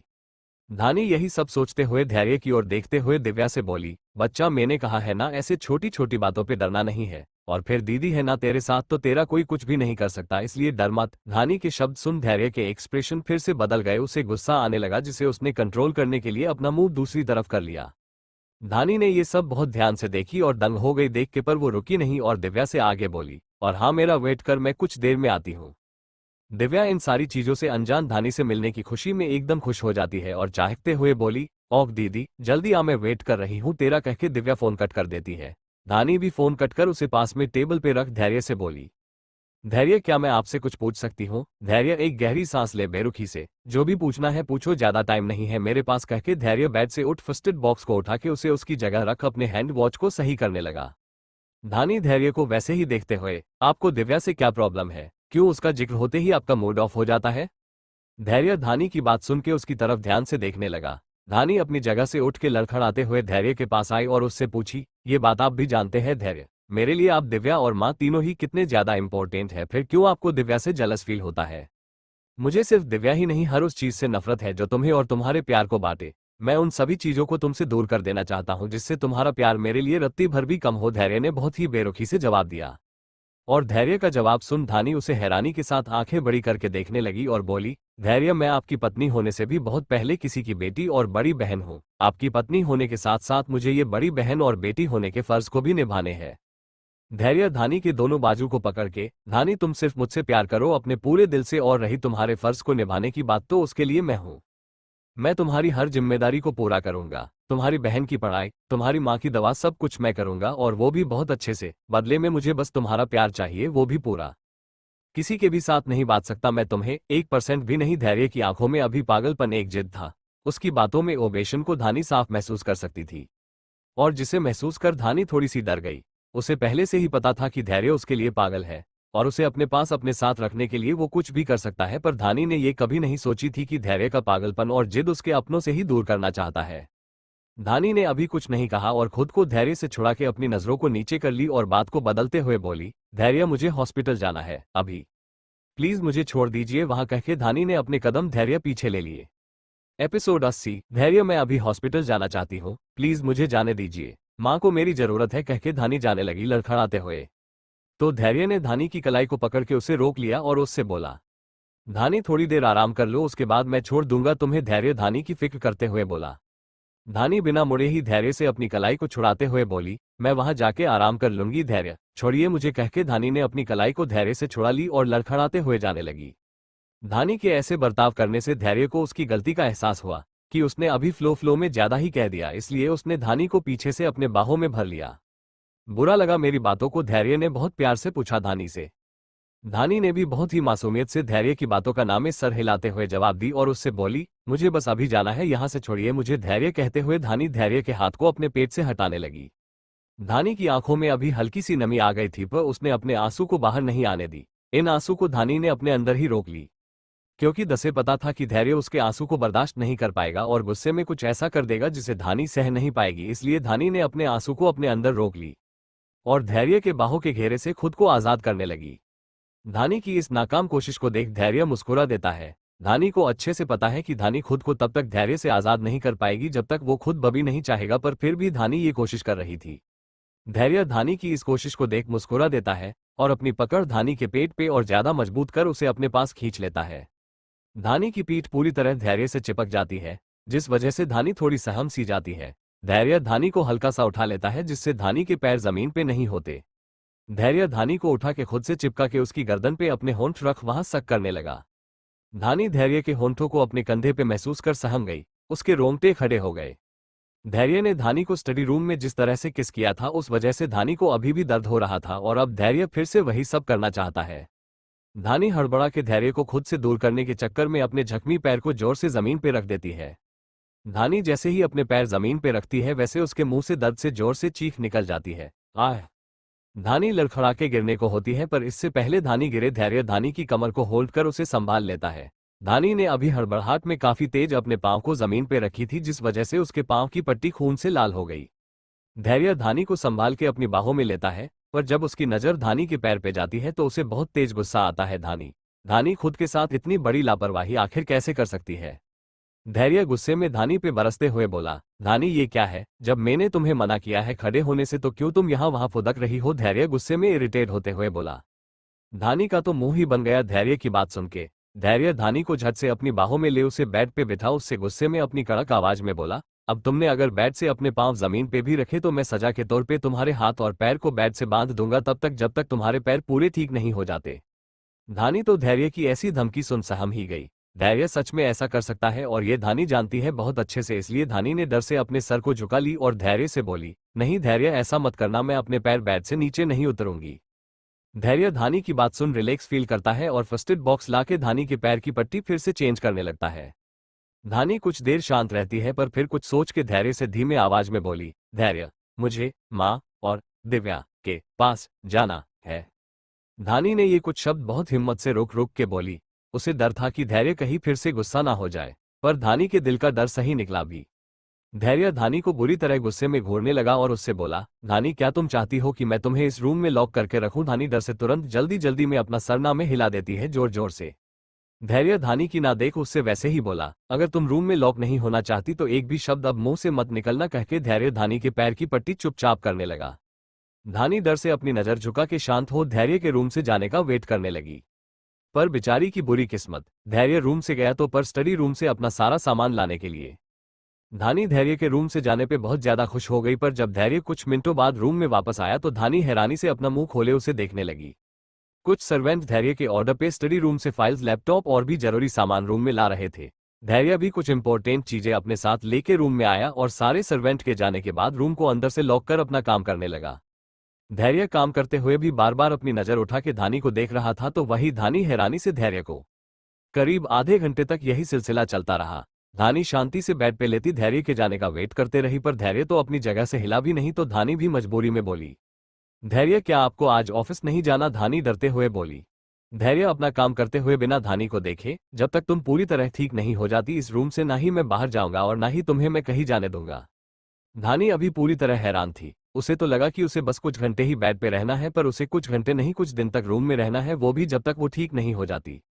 धानी का सर तो ये सब सुन के चकराने ही लगा, ऊपर से धैर्य का गुस्सा। धानी में अभी इतनी हिम्मत भी नहीं थी कि धैर्य से बहस करके उसे मना सके। एपिसोड 81। धैर्य धानी की लापरवाही को देख के उसे बेड से पैर नीचे रखने से सख्त मना कर देता है और उस पे नजर रखने के लिए खुद भी अपना सारा काम स्टडी रूम से बेडरूम में शिफ्ट कर लेता है। धानी ये सब देख के पूरी हैरान हो जाती है और कुछ सोचते हुए धैर्य से हिम्मत कर फिर से पूछती है, धैर्य आप ऑफिस नहीं जाएंगे क्या। धैर्य अपना काम करते हुए नॉर्मली, नहीं। धानी डर से अपना सलाइवा निगलते हुए, धैर्य आपको ऐसे छुट्टी लेके मेरी रखवाली करने की जरूरत नहीं है, मैं कहीं नहीं जाऊंगी सच में। धानी धैर्य को खुद पे यकीन दिलाते हुए बोली। धैर्य अपना काम करते हुए, वैसे ही वो तो मैं खुद देख रहा हूं तुम्हें सुबह से, तुम कितना खुद का ख्याल रखती हो। धैर्य की बात सुन धानी का चेहरा पूरा उतर जाता है। धैर्य ने सच में उसे फिलहाल के लिए कैद कर लिया था, फिलहाल के लिए, जिसका एहसास ही धानी डराने वाला था। धानी अभी अपने दिमाग के घोड़े चला ही रही थी कि उसका मोबाइल रिंग होता है। धैर्य और धानी दोनों का ध्यान मोबाइल के रिंग होने से टूटता है। धानी तो मोबाइल पे फ्लैश होता नाम देख खुश हो जाती है और तुरंत पहीं पिक कर हेलो कहती है, पर धैर्य के एक्सप्रेशन तुरंत बदल जाते हैं। धैर्य गुस्से में अपनी जगह से उठ धानी के पास आता है और उसके हाथ से मोबाइल ले गुस्से में उसे बालकनी के बाहर फेंक देता है। धानी के हाथ अभी तक उसी पोजीशन में थे जिस पोजीशन में उसने अपने मोबाइल को पकड़ के रखी थी। वो एकदम से फ्रिज सी हो गई थी धैर्य के एक्शन से। उसने सपने में भी नहीं सोचा था कि धैर्य ये भी करेगा। धैर्य मोबाइल को बाहर फेंक फिर से अपनी जगह पे आके बैठ अपना काम ऐसे करने लगा जैसे कुछ हुआ ही नहीं। धानी तो ये देख के और ज्यादा हैरान हो गई और धैर्य से बोली, धैर्य ये क्या था, आपने मेरा मोबाइल क्यों फेंक दिया। कहते हुए धानी अपने पैर जमीन पे नीचे फिर से रखने को गई। धैर्य बिना धानी की तरफ देखे अपनी सख्त आवाज में बोला, don't you dare to do that. Dhani के कदम वही हवा में धैर्य की आवाज सुन रुक गए। धैर्य गुस्से में धानी की तरफ देखते हुए उससे बोला, लगता है मुझे तुम्हारे पैरों को बांधना होगा तभी तुम मुझे सीरियस लोगी। धानी फिर से अपने पैर बेड पे फैला लेती है और खुद को कंबल से कवर करते हुए हड़बड़ा के बोली, नहीं धैर्य उसकी जरूरत नहीं है, मैं बेड से नीचे पैर नहीं रखूंगी। कहके धानी ने जल्दी से खुद को कंबल से कवर कर ली। उसे डर था कि कहीं धैर्य सच में उसके हाथ और पांव को बेड से ना बांध दे। धैर्य धानी की हरकत देख डेविल स्माइल करता है और फिर से अपना काम करने लगता है। यहाँ धैर्य ने पूरी तरह से धानी को अपनी निगरानी में रूम अपने साथ कैद करके रखा था तो वहां दिव्या धानी को बार बार कॉल करके थक गई थी। दिव्या ने धानी को पूरे दिन भर में कम से कम 50 बार कॉल ट्राई की, पर धानी का मोबाइल सही सलामत उसके साथ होता तब तो कॉल लगता ना।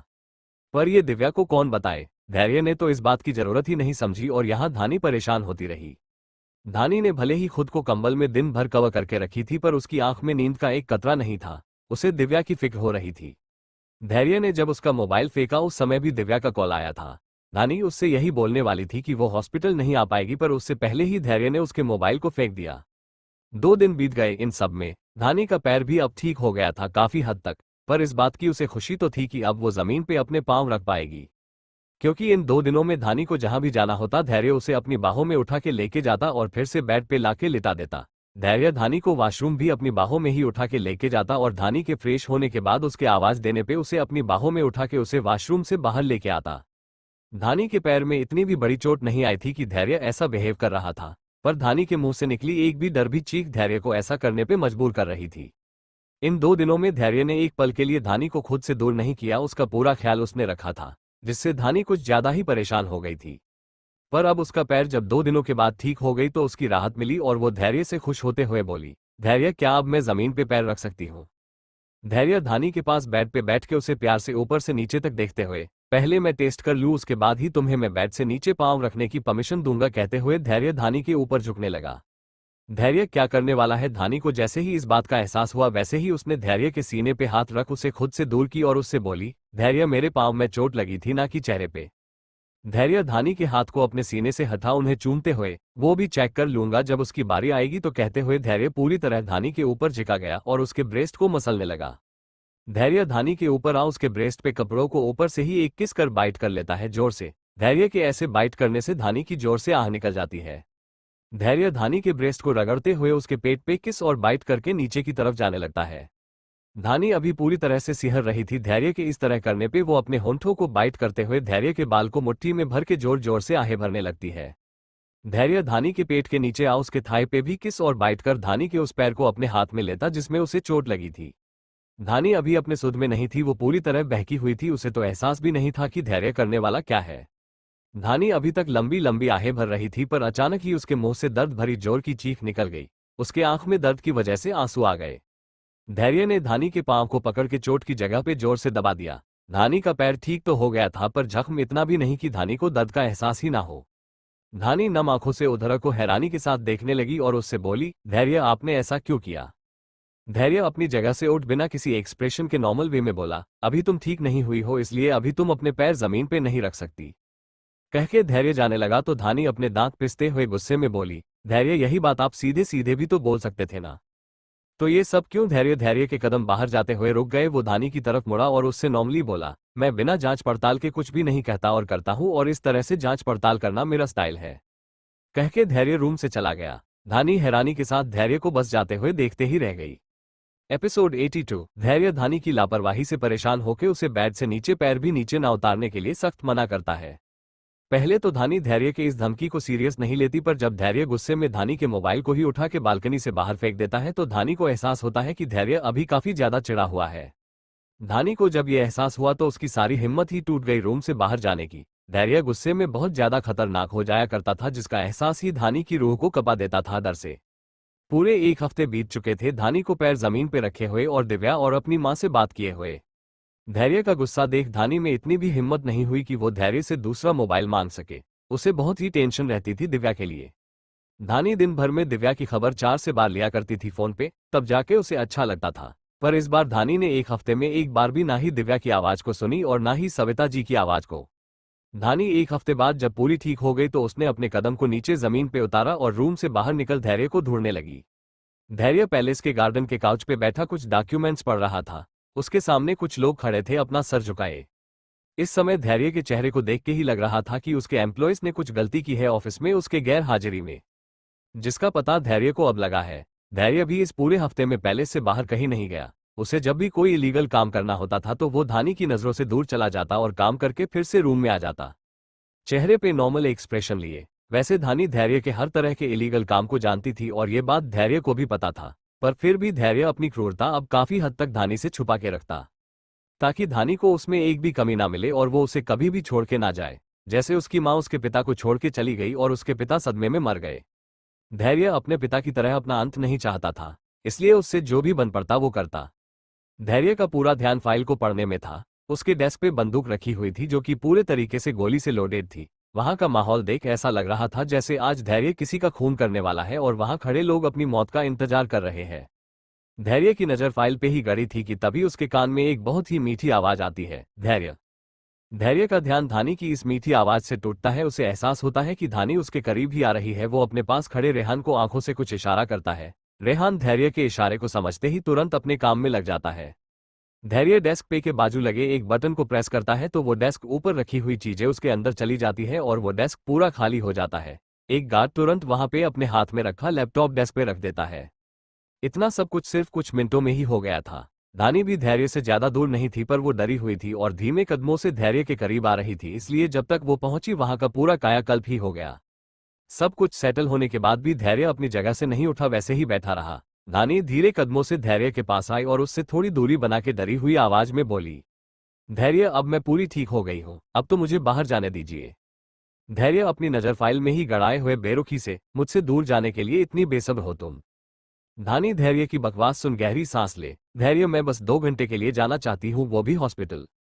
प्लीज जाने दीजिए, मुझे माँ और दिव्या की फिक्र हो रही है। आपने मेरा मोबाइल भी फेंक दिया। 1 हफ्ते हो गए हैं दिव्या और माँ दोनों की आवाज को सुने। धानी बहुत हिम्मत करके एक एक शब्द को सोचता हुए बोली, ताकि धैर्य उसके दिल के दर्द को समझे और उसे बस कुछ घंटे के लिए बाहर जाने दे। पर धैर्य के अंदर की इनसिक्योरिटी धानी को खुद से दूर जाने की इजाजत ही नहीं दे रही थी। इसलिए उस सपने के आने के बाद धैर्य पैलेस से ना ही खुद बाहर गया था और ना ही धानी का नौ जाने दे रहा था। धानी की चोट तो सिर्फ एक बहाना था उसे अपने करीब रखने का, जिसका फायदा धैर्य ने बहुत अच्छे से उठाया था। पर अब जब धानी के पैर से चोट के निशान तक मिट गए थे तो धैर्य के पास भी कोई बहाना नहीं बचा धानी को रोकने का। धानी हॉस्पिटल सिर्फ कुछ घंटों के लिए जाना चाहती थी, पर धैर्य को देख के ऐसा लग रहा था जैसे धानी अपने किसी बॉयफ्रेंड से मिलने जा रही है उससे झूठ बोल के, और अपने उसी बॉयफ्रेंड के साथ धानी उसे छोड़ के हमेशा के लिए चली जाएगी। पूरे 5 मिनट हो गए थे धानी को सवाल किए, पर धैर्य ने एक शब्द भी नहीं कहा इन 5 मिनट में, और ना ही अपनी नजर उठा के। वो अभी तक एकदम शांत भाव से उस फाइल को पढ़ रहा था और उसके पेजेस को पलट रहा था। पर धैर्य की ये शांति अब धानी को खटकने लगी। उसे गुस्सा आने लगा। आखिर उसकी गलती ही क्या है जो वो रूम में ऐसे कैद होके रहे? वो सिर्फ अपनी माँ और बहन से ही तो मिलना चाहती है, थोड़ी ना वो धैर्य की जायदाद को चोरी करके किसी के साथ भागना चाहती है। धानी यही सब सोचते हुए गुस्से में धैर्य को चिल्ला के बोली, धैर्य बहुत हो गया, मुझसे अब और नहीं होगा ये सब। मैं थक चुकी हूँ आपके इन ड्रामों से। मुझे आज़ादी चाहिए, कुछ पल की जाने दीजिए मुझे। धानी ने ये सब गुस्से में कहा था और नॉर्मली कहा था, पर ये वही वर्ड्स थे जो मीनाक्षी जी ने धैर्य के पिता धीरज जी से कहा था जब वो उन्हें छोड़ के जा रही थी, जिसके एक एक शब्द धैर्य को अभी तक याद थे। धैर्य ने जब वही सब शब्द धानी से सुना तो उसके अंदर की इनसिक्योरिटी बाहर आ गई। वो जलती हुई निगाहों से धानी को देखने लगा। उसके हाथ में जो इम्पोर्टेंट फाइल थी उसे उसने हवा में उड़ा दिया और गुस्से में लंबे कदम बढ़ाते हुए धानी के पास आया। धानी धैर्य के गुस्से को देख पूरी तरह सहम गई, और जो थोड़ी देर पहले दुनिया जहां की हिम्मत बटोर के वो धैर्य के सामने खड़ी थी, अब वो सारी हिम्मत कहीं फिर से गायब हो गई। वो डरी सहमी नजरों से धैर्य को देखने लगी और अपने शब्दों के लिए खुद को कोसने लगी। धैर्य उस फाइल को साइड में रख के धानी को बुरी तरह घूरते हुए उसके पास आया और उसे घूरते हुए अपनी कड़क आवाज में बोला, क्या बोला तुमने, फिर से कहो। धैर्य की आवाज में एक धमकी थी जिसे महसूस कर धानी कांप गई। उसके कदम लड़खड़ाने लगे और वो घबराहट के कारण पीछे की तरफ जाने लगी। धैर्य ने जब देखा कि धानी पीछे की तरफ जा रही है तो उसने धानी की कलाई को पकड़ के उसे अपने पास खींच लिया और उसकी कमर को जकड़ते हुए बोला, कौन है वो जिसके लिए तुम मुझे धोखा देना चाहती हो? धानी जो अभी तक डरी सहमी सी थी, धैर्य के गुस्से को देख के वो धैर्य को हैरानी से देखने लगी और खुद से बोली, धोखा और मैं? और फिर धैर्य की तरफ देखते हुए बोली, धैर्य आप गलत समझ रहे हैं। धानी ने इतना ही कहा था कि धैर्य ने धानी के होंठों को अपने मुंह में भर लिया और उसे बेदर्दी से पूरे पैशन के साथ चूमने लगा। धैर्य धानी के होंठों को चूम कम रहा था, उसे दर्द ज्यादा दे रहा था। धैर्य धानी के होंठों को अपने मुंह में भर के उसे अपने दर्द से चबाने लगा और फिर धानी के मुंह में एंटर जीभ को एंटर कर धानी के जीभ से लड़ने लगा। धानी के नाजुक जीभ धैर्य के सख्त जीभ का मुकाबला कैसे कर सकते थे? धैर्य काफी देर तक अपनी जीभ से धानी के जीभ से लड़ने के बाद धानी के जीभ को दांतों से काटने लगा। धैर्य के ऐसे काटने से धानी को बेहिसाब दर्द होने लगा। वो अपने हाथ से धैर्य को दूर धक्का देने लगी खुद से, पर धैर्य ने धानी की कमर को ऐसे जकड़ के रखा था कि वो 1 सेंटीमीटर भी धानी से दूर नहीं हुआ और वैसे ही धानी को खुद की बाहों में जकड़ के उसके जीभ को सजा देने लगा, उससे ऐसे वर्ड्स बोलने के लिए। धैर्य की ये जलन से भरी वाइल्ड किस करीब 10 से 15 मिनट तक चली। इन 15 मिनट में धैर्य ने धानी के जीभ को जख्मी तक कर दिया था अपने दांत से। धानी के जीभ से जो खून निकलता धैर्य उन्हें भी चूस लेता। धानी को ऐसा लग रहा था जैसे धैर्य सजा के तौर पे उसकी जुबान ही खींच के बाहर निकाल देगा। एपिसोड 83। धैर्य गुस्से और जलन में धानी को किस किए जा रहा था और धानी दर्द की वजह से धैर्य को खुद से दूर धक्का दिए जा रही थी लगातार, पर नाकाम थी धैर्य के आगे। धैर्य ने अपनी पूरी ताकत से धानी को अपनी बाहों में जकड़ के रखा था और उसे किस किए जा रहा था। करीब 15 मिनट तक ऐसे ही किस करने के बाद धैर्य धानी के होंठों को अपने मुंह से रिलीज कर उससे कुछ सेंटीमीटर दूर होता है और धानी को देखने लगता है। धानी की आंखों में अभी तक आंसू भर आए थे और होंठों पे सूजन आ गए थे। धानी के बाल तक बिखर गए थे पूरी तरह से और धानी गुस्से में नम आंखों से धैर्य को घूरे जा रही थी। धैर्य धानी की आंखों में गुस्से को देख के तिरछा मुस्कुराता है और उससे बोला, गुस्सा आना अच्छी बात है, करो जितना गुस्सा करना है करो, पर मुझसे दूर जाने की बात अगर तुमने अगली बार की तो अगली बार इससे भी कड़ी सजा दूंगा मैं तुम्हें, कह के धैर्य धानी को अपनी बाहों से रिलीज कर देता है। धानी धैर्य के ऐसे झटके में छोड़ने से 2 कदम पीछे चली जाती और लड़खड़ा के गिरने को होती है, पर धैर्य धानी को संभाल के अपनी बाहों में उठा लेता है। धानी इतने गुस्से में थी कि वो कुछ कह तो नहीं रही थी पर खुद को धैर्य से छुड़ाने की कोशिश करने लगी। धैर्य धानी की कोशिश को देख के टेढ़ा मुस्कुराता है और उसे लेके अपनी चेयर पे बैठ जाता है और धानी को फिर से अपनी मजबूत बाहों में जकड़ लेता है। धानी काफी देर तक धैर्य से खुद को छुड़ाने की कोशिश करती है पर नाकाम होती है, तो खुद को धैर्य की बाहों में ढीला छोड़ अपना मुंह दूसरी तरफ कर लेती है। पर धैर्य से ये भी मंजूर नहीं था कि धानी उससे अपनी नजर हटा के किसी दूसरी चीज को देखे भी, इसलिए उसने धानी की जबड़ों को कस के पकड़ के अपनी तरफ किया और धानी को धमकी देते हुए बोला, गुस्सा करो या नफरत पर अपनी नजर सिर्फ मुझ पे रखो। धैर्य के लहजे में एक ऑर्डर था जिसे महसूस कर धानी का गुस्सा फूट पड़ा और वो लगभग चिल्लाते हुए बोली, धैर्य आप चाहते क्या है कि मैं दिन भर आपकी आंखों के सामने किसी शो पीस की तरह बैठी रहूं? मुझे समझ नहीं आ रहा आप मुझे जाने क्यों नहीं दे रहे पैलेस के बाहर? आपके गार्ड्स मेरे साथ हर एक पल रहते हैं, हर जगह उनके पास हिडन कैमरा लगा है जिसके थ्रू आप मुझ पे अपनी नजर रखते हैं। इतनी बड़ी सिक्योरिटी को तोड़ के मुझे जाना भी होगा तो मैं कैसे जाऊंगी, आप ही बता दीजिए। धानी धैर्य को गुस्से में दहकते हुए घूरने लगी बुरी तरह, पर धैर्य एकदम शांत हो धानी को वैसे ही देखने लगा। उसने एक भी शब्द मुंह से नाजी निकाला था अभी तक अपनी सफाई में। धानी को धैर्य की चुप्पी खलने लगी और वो गुस्से में धैर्य की शर्ट को अपने दोनों हाथ की मुट्ठी में भरते हुए धैर्य से गुस्से में बोली, अब आप शांत क्यों है, जवाब दीजिए, क्यों कुछ न यही बोल रहे हैं आप? धैर्य अभी तक शांत था और धानी को एक टक देखे जा रहा था। उसके दिमाग में कुछ चल रहा था पर क्या धानी को यह समझ ही नहीं आ रहा था कि आखिर धैर्य क्या सोच रहा है, क्योंकि धैर्य का चेहरे पे अभी कोई भाव नहीं थे। वो नॉर्मल वे में धानी को बस देखे जा रहा था। धानी काफी देर तक धैर्य से गुस्से में सवाल पूछते रही और शिकायत करती रही, पर धैर्य ने धानी के किसी भी सवाल का जवाब नहीं दिया, वैसे ही एक टक धानी को देखता रहा। धानी थक हार के अब चुप हो गई। उसे समझ आ गया था कि धैर्य का अगर मूड नहीं है तो वो कुछ नहीं कहेगा, इसलिए उससे बहस करके कुछ फायदा नहीं है। धानी मुंह फुला के खुद को अब धैर्य की बाहों से छुड़ा के उठने लगी, पर धैर्य ने उसे इतने कस के जकड़ा था कि धानी खुद को छुड़ा तक नहीं पा रही थी। धानी की आंखों में अब गुस्से और मजबूरी की वजह से आंसू आ गए। उसकी आंखें नम हो गई और एक कतरा आंसू धैर्य के हाथ पे गिर गया। धैर्य पता नहीं क्या धानी को जड़के हुए कब से सोचे जा रहा था। उसके हाथ में जैसे ही धानी के आंसू का एक कतरा गिरा वैसे ही वो अपने होश में आया और धानी के चेहरे को ऊपर करके उसे देखने लगा। धैर्य का दिल धानी की आंखों में नमी देख टूटने लगा। उसने एक गहरी सांस ली और धानी से कहा, चलो मैं छोड़ देता हूं तुम्हें। धानी आंखों में आंसू भरे हुए हैरान नजरों से धैर्य को देखते हुए हाँ मम कह के धैर्य को बड़ी आंखें करके देखने लगी। धानी का मुंह, उसकी आंखें, सब कुछ अभी खुला था। धैर्य धानी को हैरान देख उसके जख्मी होंठों पे किस कर उसे छेड़ते हुए बोला, क्या तुम चाहती हो मैं तुम्हें फिर से किस करूं उसी पैशन के साथ? धानी ये सुन के जल्दी से अपने होंठों को अपने दोनों हाथ से कवर कर लेती है और ना में सर हिलाने लगती है। धैर्य धानी का रिएक्शन देख मुस्कुरा देता है। धैर्य धानी के आने से पहले काफी ज्यादा गुस्से में था। वो एक हफ्ते से ऑफिस नहीं गया था तो उसके एम्प्लॉय उसके ना होने का फायदा उठा लापरवाही करने लगे काम में, जिसका अच्छे से फायदा रोहन ने उठाया और एक बहुत ही इंपॉर्टेंट प्रोजेक्ट उसने धैर्य के नाक के नीचे से अपने नाम कर लिया। धैर्य को जैसे ही इस बात का पता चला तो उसने उस प्रोजेक्ट से जुड़े सभी कर्मचारियों को बुलाया और उन्हें सजा देने से पहले उनके पिछले एक हफ्ते के किए गए काम को देखने लगा। धैर्य तब गुस्से में बलक रहा था, उस पर धानी भी आ गई और उसने वो वर्ड्स कह दिए जो उसकी मां ने कहे थे उसके पिता को छोड़ के जाने के वक्त। एक तो एम्प्लॉयज का गुस्सा, ऊपर से दिल में छुपा हुआ डर धैर्य के ऊपर दोनों ही हावी हो गए और धैर्य बिना कुछ सोचे समझे धानी के जीभ को सजा देने लगा ताकि अगली बार धानी के जीभ इन वर्ड्स को भी बाहर ना निकाले। पर जब धैर्य धानी को सजा देने के बाद उससे अलग हो उसकी हालत को देखा तो उसका क्रूर दिल सहम गया अंदर से। आखिर वो अपनी क्रूरता अपनी पत्नी अपने प्यार पे कैसे दिखा सकता है। धैर्य अपनी इसी क्रूरता को तो धानी से दूर रखना चाहता है और ताकि धानी उससे दूर ना जाए, और धैर्य ने अनजाने में वही क्रूरता धानी पे दिखा दिया। धैर्य धानी को अपनी बाहों में जकड़े हुए इन्हीं ख्यालों में खोया रहा पर उसका ध्यान धानी के आंसू की एक बूंद ने तोड़ा। धैर्य का गुस्सा अब तक एकदम शांत हो गया था और वो अब धानी को बेहतर फील कराना चाहता था, क्योंकि धानी के कटे हुए होंठ को देख के उसे सच में बहुत बुरा लग रहा था। कहाँ वो धानी के ऊपर हल्की सी खरोच बर्दाश्त नहीं कर सकता था और कहाँ उसने ही धानी को जख्मी कर दिया। धैर्य का दिल इन सारे ख्यालों से भर गया और उसने धानी को बेहतर फील कराने के लिए अपना इरादा बदल दिया और धानी को उसके माँ और बहन के साथ कुछ देर टाइम स्पेंड करने देने का फैसला लिया। और बिना कुछ सोचे समझे धानी से कहा, और धानी जो पिछले एक हफ्ते से यही सब चाहती थी उसे अचानक कहे धैर्य के इन शब्दों पे यकीन नहीं हुआ और वो पूरी तरह हैरान हो धैर्य को देखने लगी। धैर्य धानी की हैरानी को समझते हुए मुस्कुरा देता है और धानी को अपनी बाहों में उठा पैलेस के अंदर लेके चला जाता है। धानी ने पूरे रास्ते अपने होंठों को कवर करके रखी थी दोनों हाथ से जोर से। वो फिर से बिल्कुल भी नहीं चाहती थी कि धैर्य उसे उसी तरह फिर से किस करे और उसे दर्द दे, जिसे धैर्य भी समझ रहा था और मुस्कुरा रहा था। धैर्य धानी को लिविंग रूम में लाके उसे काउच पे बिठा देता है और वही डेस्क के अंदर रखे फर्स्ट एड बॉक्स को निकाल उसमें से ऑइंटमेंट निकाल धानी को अपनी आंखों से इशारा करता है हाथ हटाने के लिए अपने होंठों से।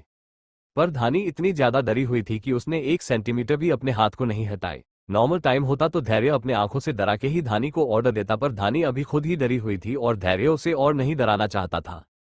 इसलिए धैर्य एक गहरी सांस ले धानी के होंठों से जबरदस्ती उसके हाथ हटा। पहले धानी के होंठों पे ऑइंटमेंट लगाता है, फिर धानी के मुंह को जबरदस्ती खोल उसके जीभ पे भी ऑइंटमेंट लगाता है। धैर्य फर्स्ट एड बॉक्स को फिर से लॉक करते हुए धानी को ऑर्डर देने के लहजे में, 1 घंटे तक मुंह खोलने की हिम्मत भी मत करना। धैर्य धानी को धमकी देने के लहजे में बोल रहा था, जिसे सुन धानी ने अपने सर को हाँ में हिला दी। धैर्य फर्स्ट एड बॉक्स को फिर से उसकी जगह पे रख के धानी को फिर से अपनी बाहों में उठा लेता है और उसे रूम में लेके चला जाता है। धैर्य धानी को बेड पे लेटा उसे कंबल से कवर कर, 1 घंटे के बाद हम हॉस्पिटल चलेंगे, पर तब तक तुम रेस्ट करो कहके धैर्य वॉशरूम में चला जाता है। धानी धैर्य के बदले रवैये से हैरान हो उसे वॉशरूम में जाते हुए देखने लगती है, और जैसे ही धैर्य के लिए कुछ भी कहने के लिए अपने मुंह खोलती है तो उसे धैर्य की दी हुई धमकी याद आ जाती है, तो वो अपने मुंह को फिर से जल्दी से बंद कर लेती है। एपिसोड 84। धानी खुद में इतना ज्यादा खोसी गई थी कि 1 घंटा कब खत्म हो गया उसे पता ही नहीं चला। 1 घंटा खत्म होते ही धैर्य भी रूम में वापस आया और अपने कहे मुताबिक धानी से बोला, चले। धानी खुद में इतना खोई थी कि पहली बार में उसे धैर्य की आवाज तक नहीं सुनाई दी। धैर्य को रियलाइज हुआ कि धानी अपनी किसी सोच में खोई हुई है, तो वो धानी के पास बेड पे बैठ धानी के गाल पे हाथ रख फिर से बोला, धानी। धानी के नरम गाल पे धैर्य के सख्त और रफ हाथ का स्पर्श जैसे हुआ वो अचानक से अपने होश में आ गई और धैर्य की तरफ देखते हुए हड़बड़ाते हुए बोली, धैर्य आप कब आए। धानी खुद में इतना खोई थी कि उसे एहसास ही नहीं हुआ कि धैर्य ने उससे कुछ कहा भी है। उसे लगा कि धैर्य अभी अभी आया है। धैर्य भी धानी की फीलिंग को समझते हुए नरमी से बोला, अभी अभी आया हूं। वैसे 1 घंटा कंप्लीट हो गया और तुम रेडी नहीं हुई, क्या तुम्हें अपनी मां से मिलने नहीं जाना। धैर्य धानी को छेड़ते हुए सॉफ्टली बोला। धैर्य ने ये बात पूरी नरमी के साथ कहा। धानी धैर्य का बदला हुआ रवैया देख हैरान हो गई और उसे आंख फाड़ के देखने लगी। धानी को तो यकीन ही नहीं हुआ कि ये वही इंसान है जिसने उसके होंठ और जीभ को बुरी तरह काटा था अभी कुछ देर पहले गुस्से में अपने दांत से। कोई इंसान इतना कैसे बदल सकता है। मौसम भी अपना रुख इतनी जल्दी नहीं बदलता जितना जल्दी धैर्य का मूड स्विंग होता है। धानी धैर्य के बदले रवैये को देख अपने मन में विस्पर करते हुए बोली। वही धैर्य धानी को फिर से अपने विचारों में कहीं गुम होते हुए देख उसे घूर के देखने लगा और धानी को धमकी देते हुए बोला, लगता है तुम्हें अपनी मां से मिलने नहीं जाना। अच्छी बात है, मैं भी तो यही चाहता हूं कहके धैर्य बेड से उठने लगा, पर अगले ही पल उसके हाथ पे एक नर्म मुलायम हाथ का स्पर्श हुआ और एक प्यारी सी आवाज आई, नहीं धैर्य मुझे जाना है, आप 2 मिनट रुकिए मैं खुद को सही करके आती हूं कहके धानी वॉशरूम में भाग गई। धैर्य कुछ भी कहता उससे पहले ही धानी उसके आंख के सामने से ओझल हो गई। वो धानी की फुर्ती देख दंग रह गया। धानी कुछ ही देर में वॉशरूम से बाहर आई और ड्रेसिंग एरिया में जाके खुद को सही कर कुछ ही देर में रेडी हो धैर्य के पास आई और उससे बोली, चलिए धैर्य, मैं रेडी हो गई, कह के धानी धैर्य को मासूमियत से देखने लगी। धैर्य धानी की हरकतों को देख एक गहरी सांस ले उसके हाथ को पकड़ पैलेस से निकल जाता है। धैर्य और धानी हमेशा की तरह एक ही कार में थे, पर इस कार के आगे और पीछे 5-5 कार और लगी हुई थी उन्हें प्रोटेक्ट करने के लिए। धानी इतनी बड़ी सिक्योरिटी देख हैरान हुई और धैर्य से बोली, धैर्य क्या आपकी जान को कोई खतरा है? अब ये बात धामी को कौन बताए कि धैर्य की जान तो वो है और धैर्य को हर पल यही डर लगता है कि उसकी जान को कहीं कोई उससे दूर ना लेके चला जाए। और ये बात धैर्य बता भी नहीं सकता था धानी को, इसलिए वो चुप रहा। उसने पूरे रास्ते धानी से कुछ नहीं कहा, बस शांति से सीट के बैग से अपना सर टीका किसी गहरी सोच में डूबा रहा। धानी धैर्य को ऐसे शांत देख काफी हैरान हुई। धैर्य आज कार में धानी को काफी बदला हुआ सा लग रहा था। वो कभी भी कार में इतनी शांति से बैठा नहीं था। उसे तो मौका चाहिए होता था उसके करीब आने का, उसमें खोए रहने का। और आज जब धानी उसके इतने करीब बैठी है तो धैर्य उसकी तरफ देख भी नहीं रहा। धानी धैर्य का ऐसा बर्ताव देख काफी ज्यादा हैरान हुई। धैर्य के साथ कुछ तो गलत है, पर क्या? धानी को अब ये चिंता सताने लगी। उसे ये भी पता था कि धैर्य उसे कुछ नहीं बताएगा, पर अगर धैर्य उसे नहीं बताएगा तो ऐसा कौन है जिसे धैर्य के प्रॉब्लम के बारे में पता होगा? धानी धैर्य को देखते हुए फिर से अपने ख्यालों में खो गई। दोनों अपने अपने ख्यालों में खोए ही थे। कुछ ही देर में हॉस्पिटल आया। धैर्य ने धानी को हॉस्पिटल के बाहर ही छोड़ा और उसे एक मोबाइल अपने जेब से निकाल के देते हुए बोला, ये दूसरा फोन है जिसे मैंने तुम्हारे लिए लिया है, और मैं इस मोबाइल को तुम्हें दे रहा हूं तो इसका मतलब ये नहीं है कि तुम फिर से फोन पे अपनी बहन के साथ लगी रहोगी। अगर ऐसा हुआ तो मैं इस फोन को भी फेंक दूंगा। धैर्य धानी को मोबाइल देते हुए धमकी देने के लहजे में बोला। धानी धैर्य की धमकियों से इतना ज्यादा परेशान हो गई थी कि उसने कुछ नहीं कहा और शांति से धैर्य से मोबाइल ले कार से निकल हॉस्पिटल में चली गई। धानी के हॉस्पिटल के अंदर जाते ही कार से 15-20 हटे कट्टे गार्ड बाहर आए और कुछ हॉस्पिटल के बाहर खड़े हो गए और कुछ धानी के पीछे चले गए। धैर्य ने जब देखा कि अब धानी के आसपास भी कोई नहीं भटक सकता है चाह के भी, तो वो एंश्योर हो कार में फिर से बैठ गया और कुछ ही देर में वहां से निकल गया।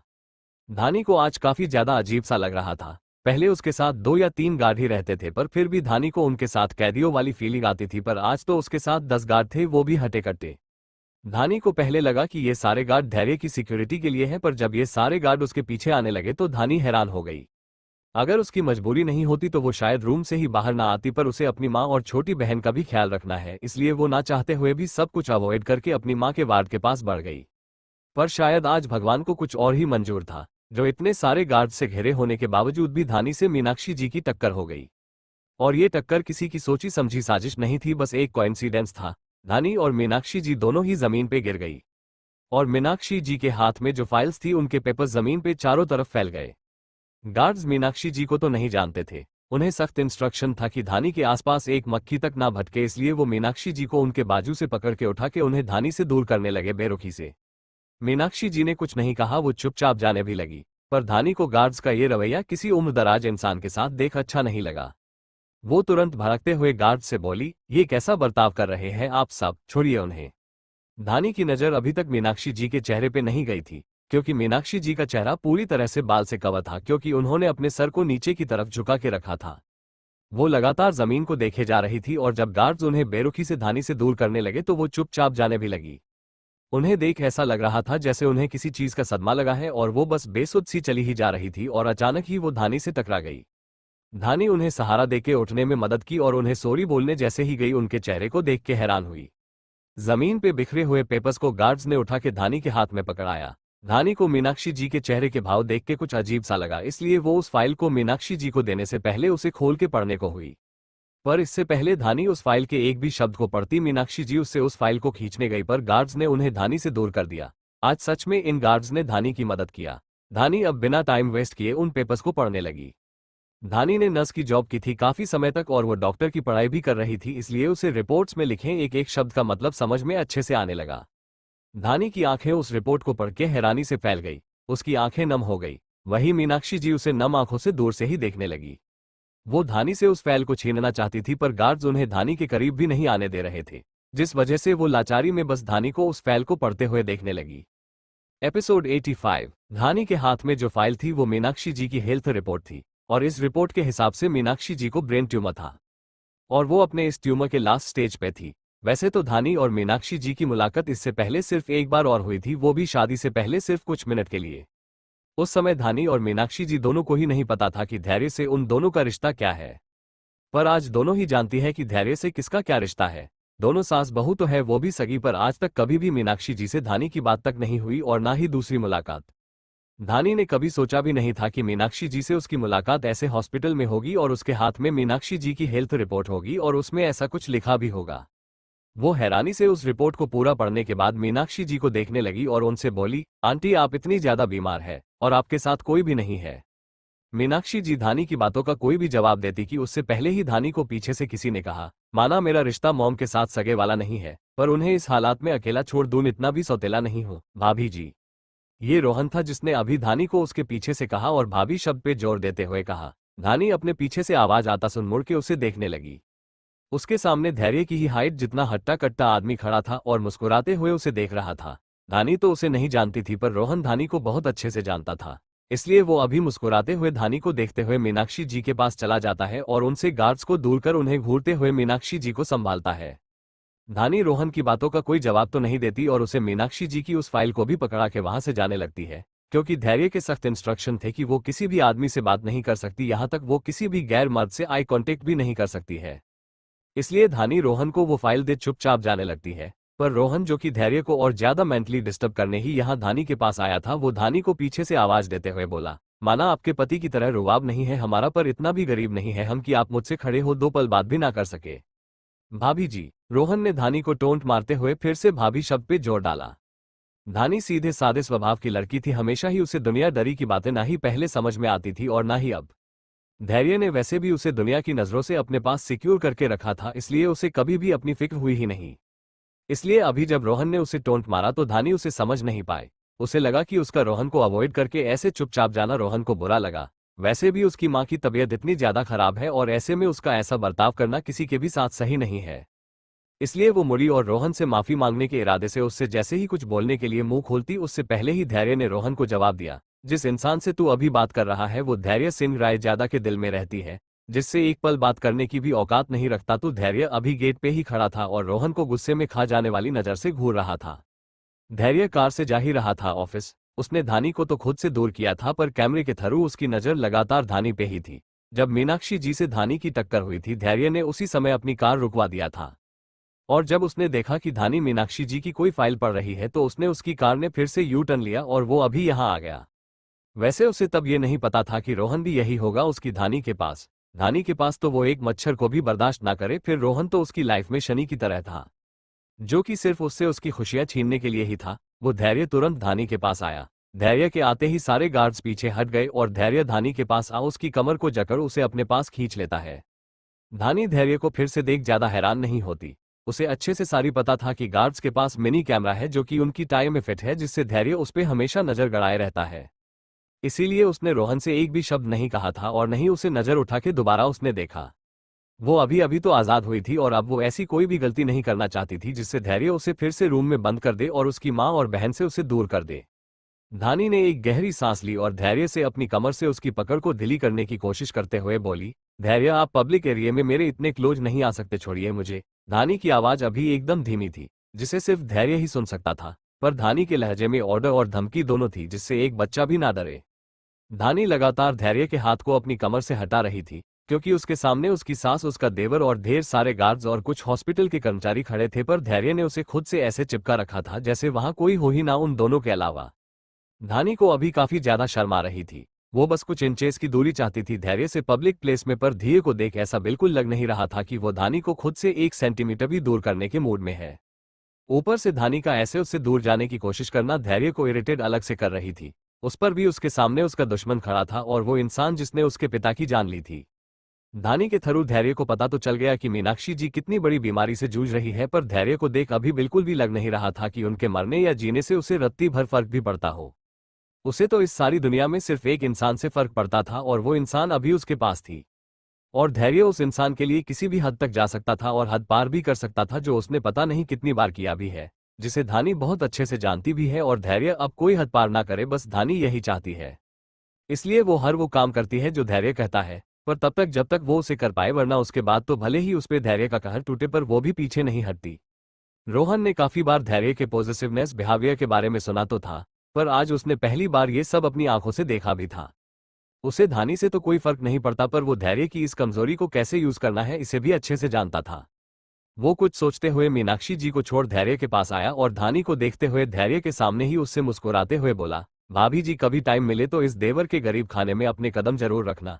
उसने इतना ही कहा था कि धैर्य ने गुस्से में उसकी कॉलर को पकड़ लिया और उसके मुंह पे एक जोर का 5 जड़ते हुए गुस्से में बोला, हिम्मत कैसे हुई तेरी मेरी पत्नी से बात भी करने की। धानी तो धैर्य का गुस्सा देख शॉक्ड हो गई। आखिर रोहन ने ऐसा कोई गलत शब्द भी नहीं कहा था जिसके लिए धैर्य उसे ऐसे मार रहा था। ऊपर से रोहन के साथ उसकी बीमार मां भी थी जिसका ख्याल रोहन को रखना था, इसलिए धानी अपनी फुर्ती दिखाते हुए धैर्य के हाथ को रोक देती है और उससे कहती है, धैर्य प्लीज गुस्सा मत करिए, जाने दीजिए। धानी ने इतना ही कहा था डरते हुए बहुत हिम्मत करके, क्योंकि अभी धैर्य जितने ज्यादा गुस्से में था उस हालात में वो लोगों का बेरहमी से खून करने में भी एक बार संकोच नहीं करता था। और धानी ऐसा कुछ नहीं चाहती थी, पर इसलिए वो अभी धैर्य को अपनी पूरी हिम्मत करके रोकती है। धैर्य जो कि अभी धानी की डरी हुई आवाज सुन अपने गुस्से को कंट्रोल में करने की कोशिश करने लगा, पर जैसे ही अगले पल उसकी नजर रोहन की तीखी मुस्कान पे गई वैसे ही उसका खून फिर से खोल गया। रोहन जानबूझ के उसे गुस्सा दिला रहा था, उसके पेशेंस के लेवल की हद को चेक कर रहा था। कहीं रोहन के मन में भी तो धानी के लिए प्यार नहीं पनप गया, कहीं वो धानी को बहला फुसला के उससे दूर ना कर दे। धैर्य के दिमाग में ये सारे ख्याल घूमने लगे। उससे अब बर्दाश्त नहीं हो रहा था, पर इससे पहले वो रोहन को एक और भी 5 मारता, पीछे से रेहान ने आके उसके हाथ को पकड़ लिया और रहन के कॉलर को धैर्य के हाथ से छुड़ा उसे आजाद किया।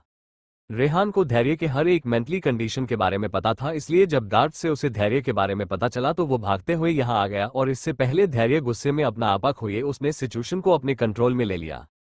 धैर्य की लाइफ में धानी के अलावा कोई इंपॉर्टेंट इंसान था तो वो रेहान उसका असिस्टेंट कम भाई ज्यादा था। धैर्य के डार्क से डार्क सीक्रेट का पता रेहान को था, इसलिए उसे अच्छे से पता था कि धैर्य अभी क्या सोच रहा है। एपिसोड 86। रेहान ने धैर्य के गुस्से को शांत किया और धानी को कुछ पल उसके ही पास रुकने को कहा और रोहन के पास आके उसे गुस्से में घूरते हुए धीमी आवाज में बोला, अगर तुम नहीं चाहते कि बॉस तुम्हें मार दे तो यहां से निकल लो। रोहन रेहान के ऐसे बीच में आने से काफी ज्यादा चिढ़ जाता है। रेहान के आने से उसका बना बनाया प्लान खराब हो गया। कहाँ उसने सोचा था कि वो धैर्य को इतना ज्यादा गुस्सा दिलाएगा कि धानी आज उसे छोड़ के ही चली जाएगी, पर यहाँ तो उल्टा ही हो रहा था। धानी तो उसकी केयर कर रही थी, सिर्फ रेहान की वजह से धानी और धैर्य का रिश्ता और मजबूत हो गया। रोहन अभी रेहान को मन ही मन कोसते हुए मीनाक्षी जी के साथ चला गया। रोहन जा तो रहा था यहां से, पर उसकी नजर बराबर धानी पे थी। वो धानी को देखते हुए मुस्कुरा रहा था और ये सब धैर्य की नजरों से छुपा नहीं था। धैर्य लगातार देख रहा था कि रोहन कैसे उसकी पत्नी को देख के स्माइल कर रहा है। वो तो धानी है जिसने एक भी बार उसे अपनी नजर उठा के नहीं देखा, वरना अगर धानी की जगह दूसरी लड़की होती तो कब का वो रोहन को अपना हमसफर बना चुकी होती। धानी धैर्य को शांत करा ही रही थी कि अचानक धैर्य ने धानी को अपने करीब खींच लिया और उसे अपनी लेप पे बिठा उसे किस करने लगा सबके सामने। धैर्य के गार्ड्स और रेहान ने तो अपनी नजर झुका लिया, मीनाक्षी जी ने भी अपनी नजर दूसरी तरफ कर ली, पर रोहन हैरान हो धैर्य को धानी को किस करते हुए बेशर्मों की तरह देखता रहा। और इन सब में धानी तो हैरान ही हो गई कि अचानक धैर्य को क्या हो गया, वो उसे ऐसे पब्लिक प्लेस में किस क्यों करने लगा, वो भी ऐसे। धैर्य अभी एक पब्लिक बेंच पे बैठा हुआ था जो कि काफी बड़ा था। धैर्य ने धानी को किस करते हुए उस बेंच पे अपने नीचे लिटा दिया और उसे और ज्यादा पैशन के साथ किस करते हुए उसके ब्रेस्ट को मसलने लगा। धानी जो अब तक शर्म से पूरी लाल थी और अपने होंठों को धैर्य के होंठों से आजाद करने की कोशिश कर रही थी, वो अब अपने ब्रेस्ट से भी धैर्य के हाथ को हटाने की लगातार कोशिश करने लगी। उसे पब्लिक एरिया में धैर्य के साथ इंटीमेट नहीं होना था, पर धैर्य को देख ऐसा लग रहा था जैसे उसे अभी धानी में खुद को समाना है और ऐसा अगर नहीं हुआ तो वो तड़प तड़प के मर जाएगा। वैसे भी धैर्य धानी के इतने करीब हफ्तों के बाद आया था, इस वजह से भी वो खुद को कंट्रोल नहीं कर पा रहा था। धानी लगातार खुद को छुड़ाए जा रही थी, पर धैर्य के आगे वो नाकाम थी। इस वजह से उसकी आंखों में आंसू भर आए, क्योंकि धैर्य अब उसके कपड़ों को भी उतारने लगा था। अगर ऐसा हुआ तो उसकी क्या ही इज्जत रह जाएगी समाज में। भले ही वो धैर्य की पत्नी है और धैर्य का पूरा हक है उस पे और उसकी बॉडी पे, पर वो एक इंसान भी तो है और उस पर भी एक औरत। वो कैसे ये सारे काम पब्लिक में कर सकती थी, पर धैर्य की ताकत के आगे वो नाकाम थी और बस रोए जा रही थी कि तभी धैर्य उसे दिव्या की तेज आवाज आए, दिदू। दिव्या नीचे आई थी कुछ स्नैक्स लेने, पर जब उसकी नजर बेंच पे पड़ी तो वो हैरान हो गई। उसने ध्यान से देखा तो धैर्य धानी के ऊपर था और उसके साथ जबरदस्ती किए जा रहा था और धानी लगातार खुद को छुड़ाए जा रही थी। दिव्या ये सब देख के चौंक गई और जोर से चिल्लाई, दिदू। धैर्य के कान में जैसे ही दिव्या की आवाज गई वैसे ही वो अपने होश में आया और धानी के ऊपर से हट गया। धानी धैर्य के हटते ही खुद को लगातार ठीक करने की कोशिश करने लगी। वो अपनी छोटी बहन के सामने इस रूप में तो बिल्कुल भी नहीं आना चाहती थी, इसलिए वो खुद को सही करने लगी। दिव्या भाग के धानी के पास आती पर अभी धानी के पास धैर्य बैठा था, इसलिए रेहान ने दिव्या को पकड़ लिया और उसके आंख को बंद कर उसे अपने कंधे पे उठा के वहां से लेके चला गया। दिव्या चिल्लाती रही पर रेहान ने उसके एक भी शब्द को नहीं सुना और उसे वहां से बाहर की तरफ लेके चला गया। दिव्या के जाने के बाद धानी ने राहत की सांस ली और खुद को सही करके धैर्य को घूरने लगी। आज धैर्य की वजह से उसे ऐसा लगा कि वो आज पूरे समाज के सामने बिन कपड़ों के हो जाएगी। जिस इंसान को उसे प्रोटेक्ट करना चाहिए वही इंसान उसके साथ पब्लिक प्लेस में ये सब कर रहा था और ये बात धानी को सहन नहीं हो रहा था। धानी धैर्य के हर पागलपन को झेल सकती है पर धैर्य के इस पागलपन को वो बिल्कुल भी बर्दाश्त नहीं कर सकती। धैर्य वही धानी के पास उसके बाजू में अपना सर झुका के बैठा रहा और धानी खुद को ठीक कर गुस्से में वहां से भाग गई। वो अभी धैर्य के साथ एक पल भी नहीं रह सकती थी। अगर रहती तो गुस्से में धैर्य से कुछ ऐसा कह देती जिसे धैर्य शायद बर्दाश्त नहीं कर पाता, इसलिए वो अभी वहां से भाग गई सीधे अपनी मां के वार्ड की तरफ। धैर्य को भी लगा कि आज उसने कुछ ज्यादा ही कर दिया है धानी के साथ बुरा बर्ताव, इसलिए उसने भी धानी को चुपचाप जाने दिया और हॉस्पिटल से बाहर चला गया। बाहर जैसे ही वो आया तो उसके सामने दिव्या आ गई और उस पे बरसते हुए बोली, जीजू आप इंसान नहीं राक्षस है राक्षस। आपसे शादी करके मेरी दीदी की लाइफ बर्बाद हो गई है। दिव्या अभी काफी ज्यादा गुस्से में थी। एक तो पिछले एक हफ्ते से वो अपनी बड़ी बहन से मिली नहीं थी, उसकी आवाज तक नहीं सुनी थी वो, और आज जब एक हफ्ते बाद वो अपनी बहन से मिली तो ऐसे उसे धैर्य पे अभी बहुत ज्यादा गुस्सा आ रहा था और उसके मन में जो भी आया अभी उसने सुना दिया।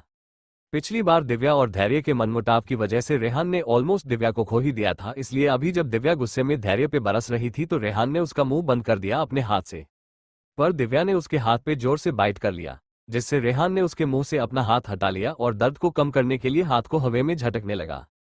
धैर्य ने जब ये सब देखा तो उसकी अचानक हंसी निकल गई। रेहान जो कि अकेला इंसान था अभी तक जिसपे उसके अलावा किसी की नहीं चलती थी, उसे दिव्या ने नानी याद दिला दिया था, पर फिर भी रेहान सब कुछ झेल रहा था। दिव्या में अभी काफी ज्यादा बचपना था जो कि धैर्य को अच्छे से पता था और इस बचपने का कारण उसकी अपनी बीवी थी, जो कि दिव्या को हर मुसीबत से बचा के रखती थी। यहां तक धैर्य को भी धानी ने कुछ भी नहीं करने दिया कभी भी दिव्या के साथ। ये धैर्य की छोटी सी दुनिया थी जिससे धैर्य इरिटेट तो बहुत होता था, पर यह धैर्य की जिम्मेदारी थी जो उसके पास धानी की वजह से आई थी, जिसे पहले तो धैर्य ने धानी की वजह से अपनाया था पर अब इतने समय में उसे आदत हो गई थी, इसलिए अभी दिव्या की बातें उसे बुरी नहीं लगी। उसे अवॉइड कर वहां से चला गया अपनी कार में बैठ के। धैर्य का बदला रवैया देख रेहान और दिव्या दोनों ही हैरान हुए। धैर्य के जाने के बाद दिव्या भी रेहान को घूरते हुए हॉस्पिटल के अंदर चली गई। रेहान को तो अब इतने समय में दिव्या के इस लुक की आदत सी हो गई थी, इसलिए उसने उसे अवॉइड किया और अपनी कार से वो भी धैर्य के पीछे चला गया। एपिसोड 87। धानी गुस्से में भाग के अपनी मां के वार्ड में आ गई, पर वार्ड में आने से पहले उसने खुद को सही किया और नॉर्मल सा फेस बना के वो अंदर गई। उसने अपने चेहरे पे हल्की सी स्माइल तो लेके आ गई किसी तरह, पर रोने की वजह से उसकी आंखें लाल थी जिसे वो छुपाना भूल गई। धानी हल्की सी मुस्कान के साथ अपनी मां के पास बैठी ही थी कि सविता जी उसे ध्यान से देखने लगी। एक मां को अपने बच्चे के हाव भाव से ही पता चल जाता है कि उसका बच्चा कैसा है। सविता जी की तबीयत अब काफी ठीक हो गई थी। वो बोल तो नहीं पाती थी बराबर, पर हाथ से इशारा वो बहुत अच्छे से कर सकती थी। उनके बॉडी का एक साइड अच्छे से काम करने लगा था अब, पर दूसरा साइड अभी तक काम नहीं कर रहा था बराबर। सविता जी ने जब देखा कि धानी की आंखें लाल है तो वो परेशान हो गई और धानी के हाथ को पकड़ उससे उसकी आंखों की तरफ इशारा करते हुए बड़ी मुश्किल से बोली, आंख लाल क्यों। हाँ, सविता जी ने बहुत मुश्किल से ये शब्द कहा था जिसे धानी अच्छे से समझ भी गई और अपनी नजर को नीचे करके सोचते हुए बोली, वो माँ रात में बराबर नींद नहीं मिली इसलिए आंखें लाल है। सविता जी को धानी की बातों पे भरोसा तो बिल्कुल भी नहीं हुआ। वो अब भी उसे कंफ्यूजन भरी नजरों से देखती ही रही, जिसे समझते हुए धानी ने टॉपिक को ही बदल दिया और सविता जी से उन्होंने पिछले एक हफ्ते में क्या किया है, क्या खाया है, ये सारे सवाल करने लगी। सविता जी ने पहले तो धानी की बातों का कोई जवाब नहीं दिया, पर उनकी बेटी उनसे एक हफ्ते बाद मिल रही थी इसलिए उन्होंने भी ज्यादा ना सोचते हुए इशारे इशारे में उसके सवालों का जवाब किसी बच्चे की तरह देने लगी। धानी हफ्तों बाद अपनी मां को देख काफी ज्यादा खुश थी। उसकी मां की आंखों में जो संतोष था, उनके चेहरे पे जो चमक थी, इन्हें देखने के लिए तो धानी बड़े से बड़ा दुख झेल सकती थी। कुछ ही देर में दिव्या भी आ गई और आते ही वो धानी से पीछे से लिपट गई। धानी पहले तो चौंक गई दिव्या के ऐसे करने पे, उसे लगा कि धैर्य आ गया है, पर जब उसने दिव्या की आवाज सुनी तो नॉर्मल हुई और दिव्या को अपनी तरफ कर उससे उसका हाल पूछने लगी। दिव्या को धानी से बात करनी थी, जो भी धैर्य नीचे कर रहा था उसके बारे में, पर धानी उसे ऐसा मौका ही नहीं दे रही थी कि वो उससे बात कर सके उसकी लाइफ से रिलेटेड। उसका एक कारण ये भी था कि उसकी माँ उन दोनों की बात सुन खुश हो रही थी और सुकून भारी स्माइल दे रही थी। सविता जी ने जिंदगी में बहुत से दुख को सहा है अपनी दोनों बेटियों को खुश देखने के लिए। और अब जब उसकी माँ इस हालत में है तो वो अपनी वजह से अपनी माँ को दुखी नहीं देखना चाहती थी, इसलिए अभी वो दिव्या के सवाल को टालने की कोशिश कर रही थी। सविता जी धानी और दिव्या की प्यार भरी बातें सुनते हुए गहरी नींद में सो जाती है दवाइयों की वजह से। सविता जी के सोने के बाद धानी राहत भरी सांस लेती है, जिसे दिव्या अच्छे से देखती है और धानी को शक भरी नजरों से देखते हुए बोली, दीदी अब बोलेगी तो कुछ, या मैं जाऊं तेरे उस खड़ूस पति के पास। धानी भले ही धैर्य से अभी नाराज थी, पर दिव्या से धैर्य के लिए खड़ूस पति शब्द सुनना अच्छा नहीं लगा। वो उसे गुस्से में घूर के देखने लगी और बोली, दिव्या जिसे तू खड़ूस बोल रही है वो तेरी बड़ी बहन के पति है, इज्जत देना सीख उन्हें। उन्हें मैं तब इज्जत दूंगी ना दीदी जब वो ऐसा कुछ करेंगे। जब देखो जीजू ऐसा कुछ ना कुछ कर देते हैं जिससे मेरा मन उनका खून करने को कहता है। दिव्या धानी से धैर्य को टोंट मारते हुए बोली। धानी दिव्या की टोंट सुन एक गहरी सांस ले उससे बोली, दिव्या जो भी है मेरे और धैर्य के बीच में है और मैं उसे किसी और के सामने नहीं लाना चाहती, इसलिए मुझसे मत पूछ कुछ भी। मैं तेरे किसी भी सवाल का जवाब नहीं दे पाऊंगी। धानी अपनी बात कह उदासी से अपना सर नीचे कर लेती है। दिव्या धानी को उदास देख उससे लिपट जाती है और उससे कहती है, दीदी अगर तू नहीं चाहती तो मैं तुझसे कोई सवाल नहीं करूंगी, पर प्लीज तू उदास मत हो, वैसे भी हम एक हफ्ते बाद मिल रहे हैं। दिव्या का दिल धानी को उदास देख छोटा सा हो गया था, इसलिए उसने धानी से किसी भी तरह के सवाल ना पूछने का फैसला लिया और कुछ देर और धानी से बात करके सोफे पे जाके अपनी स्टडी कंटिन्यू कर दी। धानी अपनी माँ और बहन को खुश देख एक गहरी सांस लेती है और चेयर से अपना सर टीका के बैठ जाती है और कुछ देर में वो भी सो जाती है थके होने के कारण। शाम का वक्त, धानी सेब के छोटे छोटे पीसेस कट करके सविता जी के मुंह में डाल रही थी। सविता जी उसे खा रही थी। दिव्या अब भी अपनी स्टडी में लगी हुई थी। उसके एग्जाम आने वाले थे, इसलिए वो दिल लगा के मेहनत कर रही थी। धानी जब दिव्या को इतना दिल लगाकर पढ़ते हुए देखती है तो वो उसके पास आ उसकी स्टडी में उसकी मदद करने लगती है। दिव्या भी काफी ध्यान से धानी की हर बात को सुन के उसे ऑब्जर्व कर रही थी। धानी दिव्या के साथ इतनी ज्यादा बिजी हो गई थी कि डिनर का टाइम कब हो जाता है ये उसे पता ही नहीं चलता। उसका और दिव्या का ध्यान डोर के नॉक होने से टूटता है। धानी दिव्या की बुक्स को पढ़ते हुए ही कम इन कहती है तो एक मेड अपना सर झुका के खाने की ट्रॉली लेके अंदर आती है। वैसे तो दिव्या के लिए रोज ही डिनर अलग अलग तरह के आते थे पीआर, क्योंकि आज धानी रुकी थी इसलिए आज स्पेशल डिनर आया था। धानी का ध्यान तो अब भी बुक्स में ही था क्योंकि उसके लिए ये सब रोज का था। धैर्य उसे हमेशा किसी प्रिंसेस की तरह ही ट्रीट करता था। पीआर दिव्या के लिए आज का डिनर बहुत ज्यादा स्पेशल था। दिव्या जो कि पढ़ाई में पूरी डूबी थी वो डिनर के स्मेल को सूंघ के ही अपनी जगह से खड़ी हो ट्रॉली के पास आ गई और खाने को ललचाई नजरों से देखने लगी और खुश होते हुए बोली, दीदी आज कुछ स्पेशल है क्या जो इतना टेस्टी खाना आया है। धानी अपनी बुक्स में खोए हुए, कुछ स्पेशल नहीं है, ये बस तेरे जीजू के माफी मांगने का तरीका है जो भी उन्होंने सुबह किया है उसके लिए। दिव्या खुशी से चहकते हुए, दीदी अगर माफी मांगने का अंदाज इतना टेस्टी होता है तो तू जीजू को माफ मत करना और 2-3 दिन यही रह मेरे और माँ के साथ, तेरे साथ मुझे भी ऐसे टेस्टी टेस्टी खाने को मिलेगा। धानी दिव्या की बात सुन हंस देती है और उससे कहती है, बच्चा तुझे ऐसा टेस्टी खाना खाना है तो ये सब करने की जरूरत नहीं है। मैं कल रेहान से कह दूंगी तू उसके साथ चली जाना, जिस रेस्टोरेंट में जाना होगा और जो खाना होगा खा लेना। ये कह के धानी फिर से अपना ध्यान बुक्स में लगा लेती है। पर दिव्या का मूड तो रेहान का नाम सुन के ही खराब हो गया था। वो अब बुरी तरह धानी को घूरने लगी और अपना मुंह फुलाते हुए बोली, अगर मुझे कुछ खाना होगा तो मैं अकेले जाके खा लूंगी, उस चमगादड़ के साथ कहीं नहीं जाऊंगी। धानी तो हैरान ही हो जाती है दिव्या से रेहान के लिए चमगादड़ शब्द सुन के। वो अपनी आंखें बड़ी बड़ी करके उसे देखने लगती है और उससे पूछती है, तूने अभी रेहान को चमगादड़ क्यों कहा। दिव्या अपना मुंह बनाते हुए, क्यों ना कहूं मैं उसे चमगादड़, जब देखो मुझे उल्लू की तरह देखते रहता है, बात बात पे वो मुझे अपने कंधे पे उठा लेता है, मन होता है तो अच्छे से बात करता है नहीं तो सिर्फ धमकी ही देता रहता है, कहके दिव्या अपने हाथ बांध अपना मुंह दूसरी तरफ कर लेती है। दिव्या सच ही तो कह रही थी। रेहान धैर्य का ऑर्डर फॉलो करने के लिए मासूम सी दिव्या के साथ कभी कभी जास्ती कर देता था, पर उस जास्ती के बाद वो उसे सॉरी भी कहता था, पर उसके बाद फिर से रेहान वही करता, जिससे दिव्या अब इरिटेट हो गई थी। आखिर वो एक इंसान है, आते चावल की गोनी नहीं जिसे रेहान अपने कंधे पे उठा के घूमे। दिव्या के दिमाग में सुबह वाली बात अभी तक ताज़ा थी, जिससे वो और ज्यादा अभी इरिटेट हुई थी। धानी तो दिव्या की बात सुन मुस्कुरा देती है। धानी को अच्छे से पता है रेहान ने जो भी किया है दिव्या के साथ कभी उसके ऑर्डर पे किया है तो कभी धैर्य के ऑर्डर पे। आज सुबह भी रेहान ने ही दिव्या को उसके और धैर्य के करीब आने से रोका था, वरना तो उसे डर लग रहा था कि कहीं दिव्या अपने बचपने में धैर्य से ऐसा कुछ ना कह दे जिससे धैर्य फिर से ऐसा कुछ करे दिव्या के साथ जिसे इस बार धानी सही ना कर पाए। वैसे भी पिछली बार बहुत मुश्किल से धानी ने धैर्य को मनाया था दिव्या को उससे दूर ना भेजने के लिए।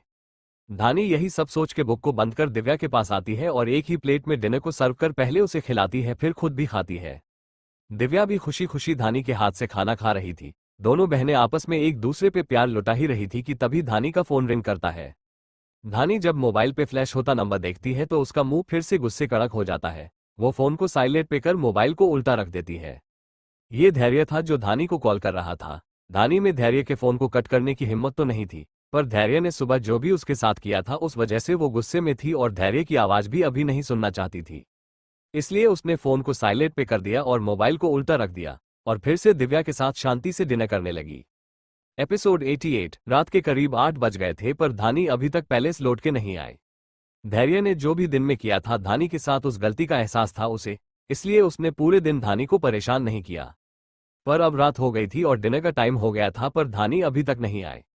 क्योंकि धैर्य को अच्छे से पता था कि धानी गुस्से में रहती है तो वो खाना भी नहीं खाती, इसलिए उसने पहले एक अच्छे से रेस्टोरेंट से में कॉल किया और धानी की फेवरेट डिश ऑर्डर कर उसे हॉस्पिटल भेज दिया। हॉस्पिटल में खाना डिलीवर होने के करीब आधे घंटे बाद धैर्य को एमएसजी आ गया कि खाना धानी के पास अच्छे से सजा के भेज दिया गया है। धैर्य को पता था कि दोनों बहनें साथ ही है, इसलिए धानी अपने लिए तो नहीं मगर अपनी बहन के लिए खाना जरूर खाएगी। इसलिए वो भी शांति से बैठ खाना खाने लगा, पर आज उसे खाने का स्वाद अच्छा नहीं लग रहा था क्योंकि उसके पास उसकी धानी नहीं थी। डाइनिंग टेबल पे तरह तरह की डिशेस सजी हुई थी पर धैर्य को आज किसी भी डिश को हाथ लगाने का मन तक नहीं कर रहा था। धानी की ऐसी लत धैर्य को लग गई थी कि उसके बिना उसका कुछ घंटों में ही धैर्य को अकेलापन का एहसास सा होने लगा। धैर्य यही अकेलापन तो नहीं चाहता था। वो धानी को खाने के बीच परेशान तो नहीं करना चाहता था पर उससे अब रहा नहीं जा रहा था। ये अकेलापन उसे खाने लगा। उसे धानी की याद सताने लगी। वो अब इम्पेशंस हो गया और अपना सब्र खोते हुए धानी को फोन लगा दिया।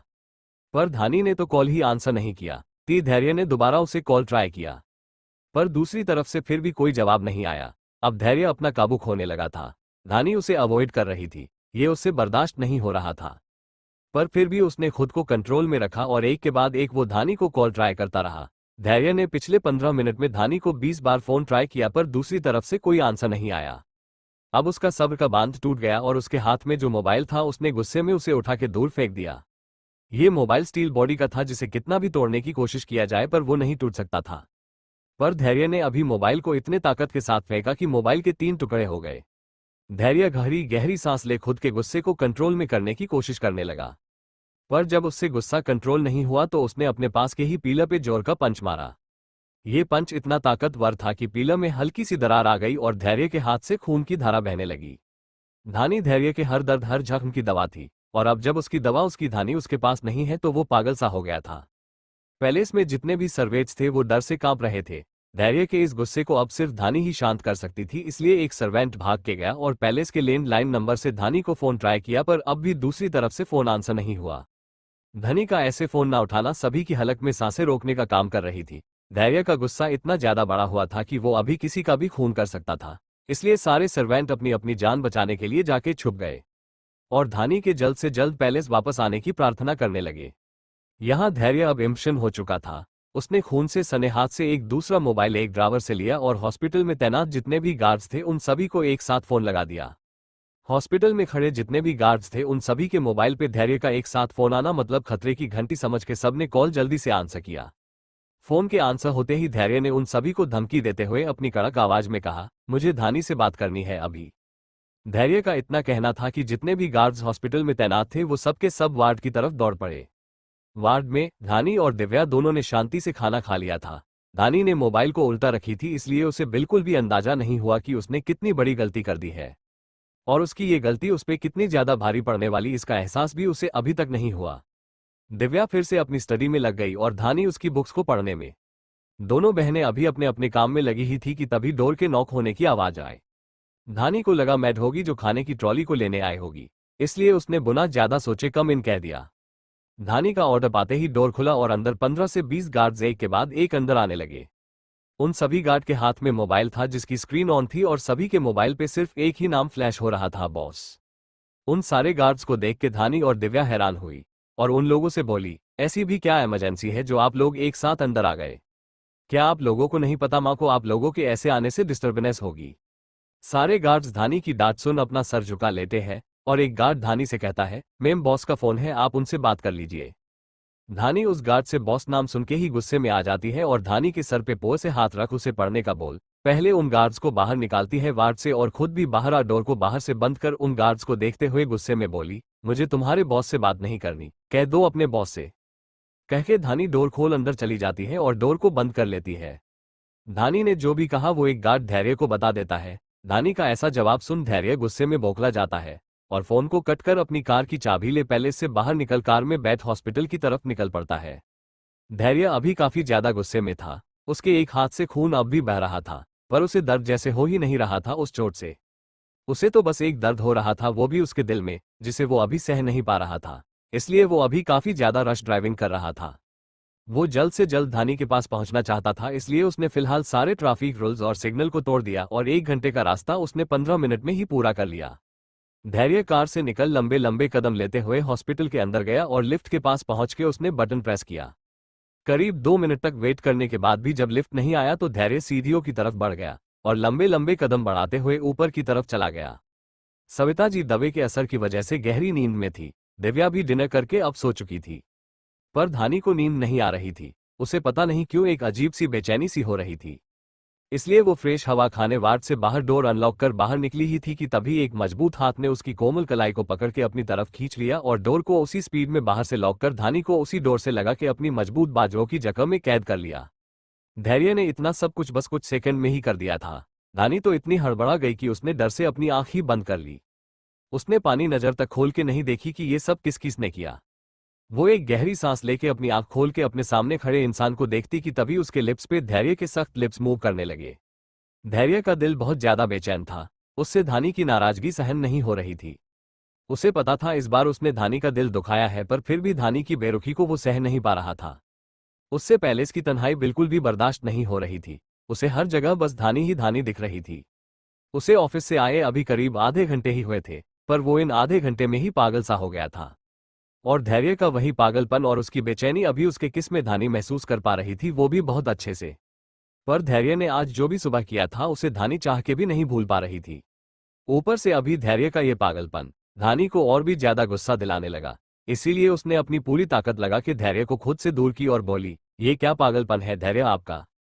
कह के धानी वहां से जाने लगी, पर धैर्य ने धानी के बाजू को पकड़ के उसे फिर दीवार से सटा दिया और अपनी बाहों के बीचों बीच उसे जकड़ते हुए बेचैन भारी आवाज में बोला, मैंने कितनी बार कहा है कि मुझसे दूर जाने की कोशिश मत किया करो, मैं पागल हो जाता हूं। फिर क्यों तुम मेरा फोन नहीं उठा रही थी। कहके धैर्य ने उसी झकमी हाथ का एक मुक्का बना के दीवार पे जोर से मारा। एक पहले से ही धैर्य के उस हाथ में जख्म थे, ऊपर से उसने फिर से अपनी उसी ताकत से दीवार पे वार किया, जिस वजह से धैर्य के हाथ में जो हल्के जख्म थे वो अब और ज्यादा गहरे हो गए और खून और ज्यादा बहने लगे। धानी ने जब धैर्य के हाथ की हालत को देखा तो दंग रह गई। वो हॉस्पिटल से पैलेस दिल्ली 8 या 8:30 तक आ जाती थी और रोज से आज वो बस 2 घंटे ही पैलेस से दूर थी और धैर्य को उसका रीजन भी पता था, पर फिर भी धैर्य ने अपनी ये हालत बना ली है।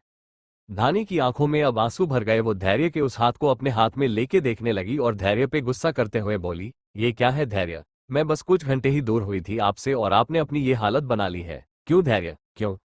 धैर्य धानी की बात सुन गुस्से में बौखलाते हुए बोला, तुम्हें पता है मैं तुमसे एक पल की भी दूरी बर्दाश्त नहीं कर सकता, फिर भी तुम पूरे 2 घंटे 15 मिनट और 34 सेकंड लेट हो, ऊपर से फोन तक पिक नहीं कर रही। तो मैं क्या करूं धानी, तुम ही बोलो। धैर्य धानी से अपने हाथ को छुड़ा फिर से उसकी मुट्ठी बना दीवार पे मारता है उसी ताकत के साथ। धैर्य का हाथ अब काफी ज्यादा जख्मी हो गया था। उसकी आंखों में खून तक उतर आया था, पर उसे दर्द का एहसास अभी तक नहीं हुआ। वो बार बार गुस्से में दीवार पे पंच मारता। धानी उसे ऐसा करने से रोकती, पर धानी कामयाब नहीं हो पा रही थी। एपिसोड 89। पहले तो धैर्य के ऐसे बर्ताव से धानी हद से ज्यादा डर गई थी, पर अब उसे भी गुस्सा आने लगा। आखिर उसकी गलती ही क्या है जो वो धैर्य से डरे। धैर्य हमेशा ऐसे ही करता है, हमेशा वो अपनी जिद में या तो खुद को चोट पहुंचाता है या किसी और को। और धानी को धैर्य की जिद के आगे हमेशा झुकना ही पड़ता है, पर आज नहीं झुकेगी वो। धैर्य के जिद का सामना आज वो करेगी, पूरे हिम्मत से करेगी। वो भी देखना चाहती थी कि धैर्य आज किस हद तक जाएगा। धानी अपने मन में पक्का इरादा करते हुए अपने आंसू साफ करती है और अपनी पूरी ताकत लगा धैर्य को खुद से दूर कर उससे चिल्ला के बोली, बस करिए धैर्य, बस करिए। बहुत हो गया, आपकी इन हरकतों से मैं परेशान हो गई हूं। जब तक आप अपनी इन अजीब हरकतों के पीछे की वजह नहीं बताएंगे तब तक मैं आपके साथ नहीं जाऊंगी। आपको जो करना है कर लीजिए। धानी का इतना ही कहना था कि धैर्य उसे गुस्से में घूरने लगा और खुद से बोला, क्या ये मुझे छोड़ के जाने की सोच रही है। धैर्य के दिमाग में जैसे ही ये ख्याल आया वो धानी की तरफ गुस्से और बेचैनी में बढ़ा, पर धानी इस बार धैर्य के मूव के लिए रेडी थी। वो धैर्य के बर्ताव को देख उससे डरी हुई थी, इसलिए उसके कदम कांप रहे थे। पर जब धैर्य गुस्से में उसकी तरफ बढ़ने लगा तो धानी के कदमों ने भी अपने रफ्तार पकड़ी और इस पूरे फ्लो में जो डोर खुला था उसमें घुस के डोर को अंदर से लॉक कर ली।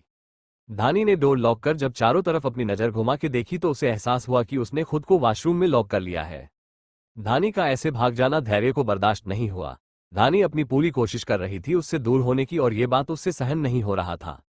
धैर्य भी जल्दी से उस ओर गया और गुस्से में वॉशरूम के डोर को जोर जोर से नॉक करने लगा और चिल्लाते हुए बोला, धानी दरवाजा खोलो। धैर्य के लहजे में एक ऑर्डर था।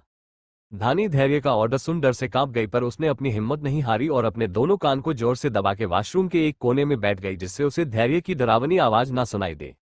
उसे डर बहुत ज्यादा लग रहा था। उसका दिल बार बार उसे धैर्य के आगे झुकने के लिए मजबूर कर रहा था पर उसका दिमाग उसे धैर्य से लड़ने के लिए मोटिवेट कर रहा था। वो दिल और दिमाग की लड़ाई में उलझी हुई थी और लगातार कान दबा के रोए जा रही थी। उसे धैर्य अजीब बर्ताव का राज जानना था जो कि धैर्य के अलावा और कोई नहीं बताने वाला थी। या फिर यूं कहे, धानी ऐसे किसी भी इंसान को नहीं जानती थी जिसे धैर्य के राज पता हो। एक शख्स था जिसे धैर्य के बारे में हर छोटी चीज पता होगी और वो था रेहान। पर रेहान धैर्य का इतना ज्यादा वफादार था कि उससे धैर्य के राज के बारे में पता लगाना मतलब घास में सुई को ढूंढना था। इसलिए धानी धैर्य से उसके दिल के राज के बारे जानने के लिए स्ट्रगल कर रही थी। और अगर आज धानी धैर्य के आगे झुक जाएगी तो उसे धैर्य कभी कुछ नहीं बताएगा, इसलिए उसने भी जिद पकड़ ली कि चाहे कुछ भी हो जाए वो हार नहीं मानेगी। और वहां दरवाजे के बाहर धैर्य खून से सने हाथ से डोर को नॉक करता रहा था बार बार। वॉशरूम का पूरा दरवाजा खून से सन गया था पर धैर्य फिर भी उसी स्पीड में पूरी ताकत लगा के नॉक करता रहा और अपनी गुस्से से दर्द भरी आवाज में धानी का नाम पुकारता रहा। धानी से जब धैर्य का ये दर्द और नहीं देखा गया तो वो डोर के पास धीरे कदमों से आई पर डोर को उसने अनलॉक नहीं किया।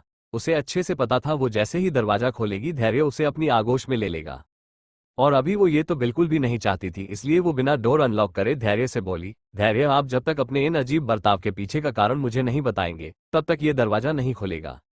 पिछले एक हफ्ते से आप ये जो अजीब बर्ताव कर रहे हैं मुझे उसके पीछे का राज जानना है। धानी ये सब अपनी लड़खड़ाती आवाज में बहुत हिम्मत करके बोली। धैर्य धानी की आवाज में डर को बहुत अच्छे से फील कर सकता था और इस डर के पीछे छुपे अपने लिए दर्द को भी वो फील कर सकता था। धैर्य ये सब फील कर एक गहरी सांस ले धानी से बोला, तुम पहले दरवाजा खोलो, उसके बाद मैं तुम्हें बताऊंगा। धानी डरी हुई आवाज में, नहीं पहले आप बताइए। धैर्य गुस्से को कंट्रोल करते हुए, धानी पहले दरवाजा खोलो उसके बाद मैं तुम्हारे हर सवाल का जवाब दूंगा, and I promise that just open the door. धैर्य ने दरवाजे पे गुस्से में फिर से एक जोर का पंच मारते हुए कहा। धानी को समझ आ गया कि अगर अब वो दरवाजा नहीं खोलेगी तो बात हाथ से भी निकल सकती है, इसलिए उसने कैप्ते हाथों से दरवाजे को खोल दिया और बाहर निकल सर झुका के धैर्य के सामने खड़ी हो गई किसी गुनहगार की तरह धैर्य के हर सजा को भुगतने के लिए। धैर्य गुस्से में तो बहुत ज्यादा था और वो इस गुस्से में धानी को सजा भी देना चाहता था, पर धानी का उतरा हुआ चेहरा देख उसे जाने क्या हुआ। उसने धानी की कमर को पकड़ के उसे अपने करीब खींचा और उसके होंठों पे अपने होंठ रख उसे किस करने लगा। धानी धैर्य को खुद से दूर करने के लिए उसके सीने पे हाथ रख उसे खुद से दूर करने की कोशिश करने लगी तो धैर्य ने धानी के हाथ को पकड़ के उसे दीवार से सटा दिया। अब धानी के दोनों हाथ धैर्य के कब्जे में थे और धानी का कोमल सा शरीर धैर्य के कैद में। धैर्य धानी को लगातार पूरे पैशन के साथ किस करता रहा तब तक जब तक उसका बेचैन दिल शांत नहीं हो गया और धानी के होंठ सुर्ख लाल नहीं हो गए। धैर्य करीब 20 मिनट तक धानी के लोअर लिप को किस करते हुए उसके अपर लिप को अपने मुंह में भर के चूमने लगता। धैर्य धानी के लिप्स को चूमते हुए अपनी जीभ के उसके मुंह में एंटर कर जीभ से खेलने लगा और चूसने लगा। धानी का अभी पूरा मुंह धैर्य के मुंह के अंदर था। धानी सांस नहीं ले पा रही थी और ना ही हिल पा रही थी। धैर्य ने अभी तक धानी के हाथ को दीवार पे ऊपर की तरफ करके उसे अपने एक हाथ से जकड़ के रखा था और अपने भरी भरकम शरीर को धानी के मुलायम शरीर से दबा के रखा था। धानी की ब्रेस्ट धैर्य के सीने से पूरी तरह दबी हुई थी। धानी के पैर अभी हवा में थे और उसके दोनों थाई धैर्य के जांघों के बीच फंसे हुए थे। धैर्य ने अभी धानी को पूरी तरह खुद के और दीवार के बीच फंसा के रखा था अपनी पूरी ताकत लगा के। धानी धैर्य की वजह से हिल तक नहीं पा रही थी।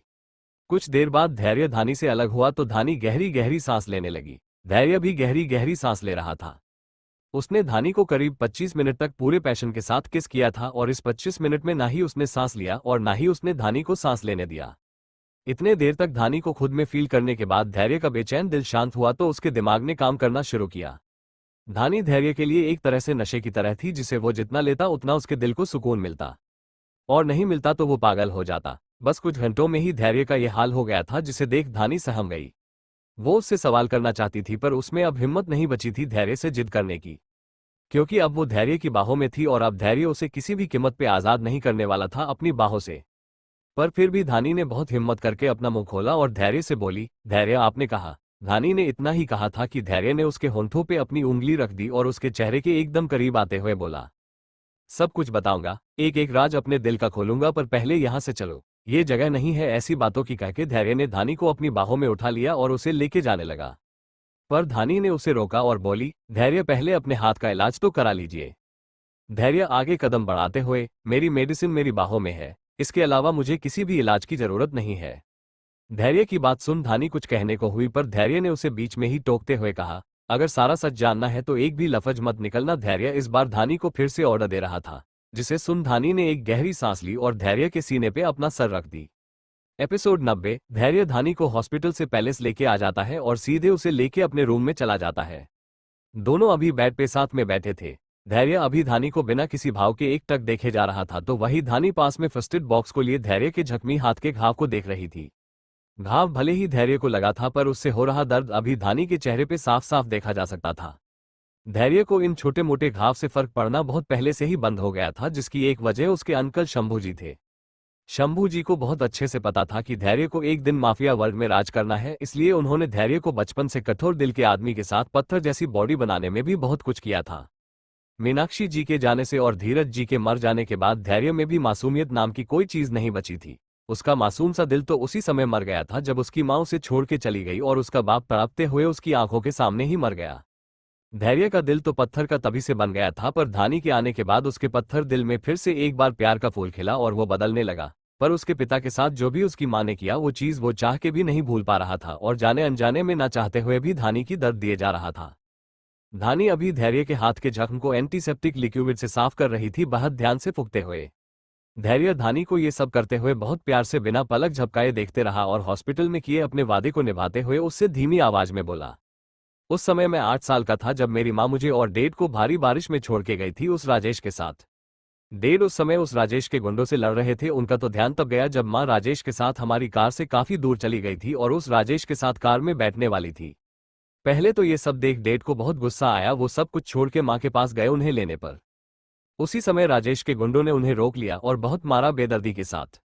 मां डेड को मार खाते हुए देखती रही, पर उन्होंने अपने मुंह से एक शब्द भी नहीं निकाला और मुझे और डेड को भारी बारिश में लावारिस छोड़ के चली गई। मां के जाने का ऐसा सदमा डेड को लगा कि उन्हें तुरंत ही अटैक आ गया और वो जगह पे ही खत्म हो गए। धैर्य ने इतना ही कहा था कि उसकी आंखें आंसुओं से भर गई और वो कुछ पल के लिए रुक गया। धानी धैर्य की बात सुनने के साथ उसके जख्म पे मलहम भी लगा रही थी धीरे धीरे, इसलिए उसे अभी धैर्य क्या फील कर रहा है ये पता नहीं था। वो खुद में खोए हुए ही धैर्य से नॉर्मल वे में बोली, वो प्यार में थी धैर्य तब, और अगर इंसान प्यार में हो तो उसके लिए कुछ भी सही या गलत नहीं होता। धानी ने इतना ही कहा था कि धैर्य की मुट्ठी गुस्से में खुद ही बंद हो गई।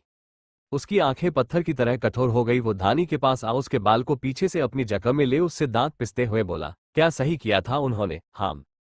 धानी को धैर्य के ऐसे उसके बाल को पकड़ने से बहुत जोर का दर्द होता है, वो दर्द से करा उठती है। पर धैर्य इतने गुस्से में था कि उसे धानी के दर्द से कोई फर्क ही नहीं पड़ रहा था। वो अपनी पकड़ धानी के बाल में और भी ज्यादा कसते हुए बोला, अपने 8 साल के बच्चे को छोड़ के चले जाना क्या ये सही था? या दर्द में कहराते हुए अपने पति को मरने के लिए छोड़ के चली जाना अपने प्रेमी के साथ ये सही था? जाने के बाद पिछले 20 साल में मुड़ के कभी भी अपने बेटे की खबर ना लेना ये सही था? क्या सही था धानी? धैर्य दांत पिसते हुए धानी के बालों में अपनी पकड़ और ज्यादा कसते हुए बोला। धैर्य ने अभी बहुत तेज धानी के बाल को पकड़ के रखा था। धैर्य के ऐसे पकड़ने से धानी को बहुत ज्यादा दर्द हो रहा था। वो कुछ कहने या फिर सोचने की हालत में भी नहीं थी अभी। धैर्य गुस्से में धानी के बाल को छोड़ के उसे बेड के दूसरी तरफ कर देता है और बेड से उठ अपने दांत पिसते हुए उससे बोला, इसी वजह से मैंने कभी भी किसी औरत पे विश्वास नहीं किया। तुम सारी औरतें एक जैसी ही होती हो। तुम औरतों को बेटर ऑप्शन जहां भी जब भी मिलता है तुम औरतें वही चली जाती हो। सब कुछ छोड़ के धैर्य अपनी उंगली धानी पे पॉइंट करके दांत पिसते हुए बोला। धैर्य की ऐसी कड़वाहट भरी बातें सुन धानी का मासूम सा दिल अंदर तक टूट गया। वो नम आंखों से धैर्य को देखते हुए उससे बोली, धैर्य आप मुझ पर विश्वास नहीं करते। मैं आपकी पत्नी हूं, आपने शादी किया है मुझसे। धैर्य धानी से मुंह मोड़ बेरुखी से, शादी किया है मैंने, इसीलिए तुम्हारे लिए इतना ज्यादा ओवर प्रोटेक्टिव हूं। नहीं देख सकता मैं तुम्हारे साथ किसी और को। नहीं झेल सकता मैं वही धोखा जो कभी मेरी मां ने मेरे डेट को दिया था। धानी बेड से उठ धैर्य के पास आ अपनी आंसू भरी नजरों से उसे देखते हुए, धैर्य मुझे नहीं पता मैं आपको कैसे अपने प्यार पे यकीन दिलाऊं, पर धैर्य मैं इतना जरूर कहना चाहती हूं कि अगर मुझे आपको धोखा देना होता या छोड़ के जाना होता तो मैं बहुत पहले चली जाती। मेरे पास ऐसे बहुत से मौके थे जब आप अपनी पूरी ताकत लगा के भी मुझे नहीं रोक पाते, पर मैं उस समय नहीं गई। नफरत ही सही एक तरह की फीलिंग थी मुझ में आपके लिए, और उसे भी पूरे दिल से निभाने के लिए मैं यहाँ आपके पास रुकी रही। और फिर धैर्य के एकदम करीब आके उसकी आंखों में देखते हुए, और जो औरत नफरत से भरे रिश्ते को पूरी ईमानदारी से निभा सकती है वो प्यार से बने इस पति पत्नी के रिश्ते के लिए तो जाने क्या कर सकती है धैर्य। धैर्य धानी की बातें पूरी फीलिंग के साथ सुन और समझ रहा था, पर उसे कोई जवाब नहीं दे रहा था। धैर्य का कुछ ना कहना धानी के दिल को अंदर तक और ज्यादा दुखा रहा था। उसे पूरा यकीन हो गया कि धैर्य उसे दुनिया में सब कुछ देगा पर अपना विश्वास नहीं देगा। वो उसके लिए ओवेशन या जिद बन तो सकती है, पर उसका विश्वास वो कभी चाह के भी नहीं जीत पाएगी। धानी के दिल में जैसे ही ये ख्याल आया उसके आंख से एक कतरा आंसू बह गया। धानी अब इसके आगे ना ही धैर्य की कुछ सुन सकती थी और ना ही वो अपनी सफाई में कुछ भी कहना चाहती थी। वो बिना धैर्य से कुछ भी कहे रूम से बाहर चली गई। धैर्य ने भी धानी को रोकने की कोशिश बिल्कुल नहीं की। वो भी बालकनी में जा एक ड्रावर से सिगार निकाल बाहर घने अंधकार को देखते हुए उसे पीने लगा। अभी धैर्य पता नहीं क्या सोच रहा था, पर जो भी था उसके आंखों से साफ दिखाई दे रहा था कि वो बहुत दर्द में है अभी। वही धानी भी रूम के बाहर जाके लिविंग रूम के एक काउच पे बैठ के फूट के रोने लगी। उसे विश्वास नहीं हो रहा था कि जिस इंसान को उसने अपना सब कुछ दिया वो इंसान उस पे यकीन नहीं करता जरा सा भी। उसके केयर और प्यार में हमेशा शक था, इनसिक्योरिटी थी हमेशा ही। उसने धैर्य को तो अपना सब कुछ बना लिया, पर धैर्य उसे चाह के भी अपना नहीं बना पा रहा था अपने काले पास्ट की वजह से। धानी को आज उस औरत से नफरत होने लगी थी जिस औरत ने प्यार के खातिर अपनी ममता तक को छोड़ दिया। पर फिर उसे मीनाक्षी जी की सुबह वाली लाचारगी वाली इमेज याद आए तो उसकी आंखों में हैरानी के साथ नमी आ गई। आखिर वो उस इंसान से नफरत भी कैसे कर सकती है जिस इंसान के पास जीने के लिए कुछ सांसें ही बची है। कैसे वो किसी ऐसे इंसान को कुछ कह सकती है जिसने प्यार की खातिर सारी दुनिया की बद्दुआ को अपने नाम कर लिया। Thanks for watching.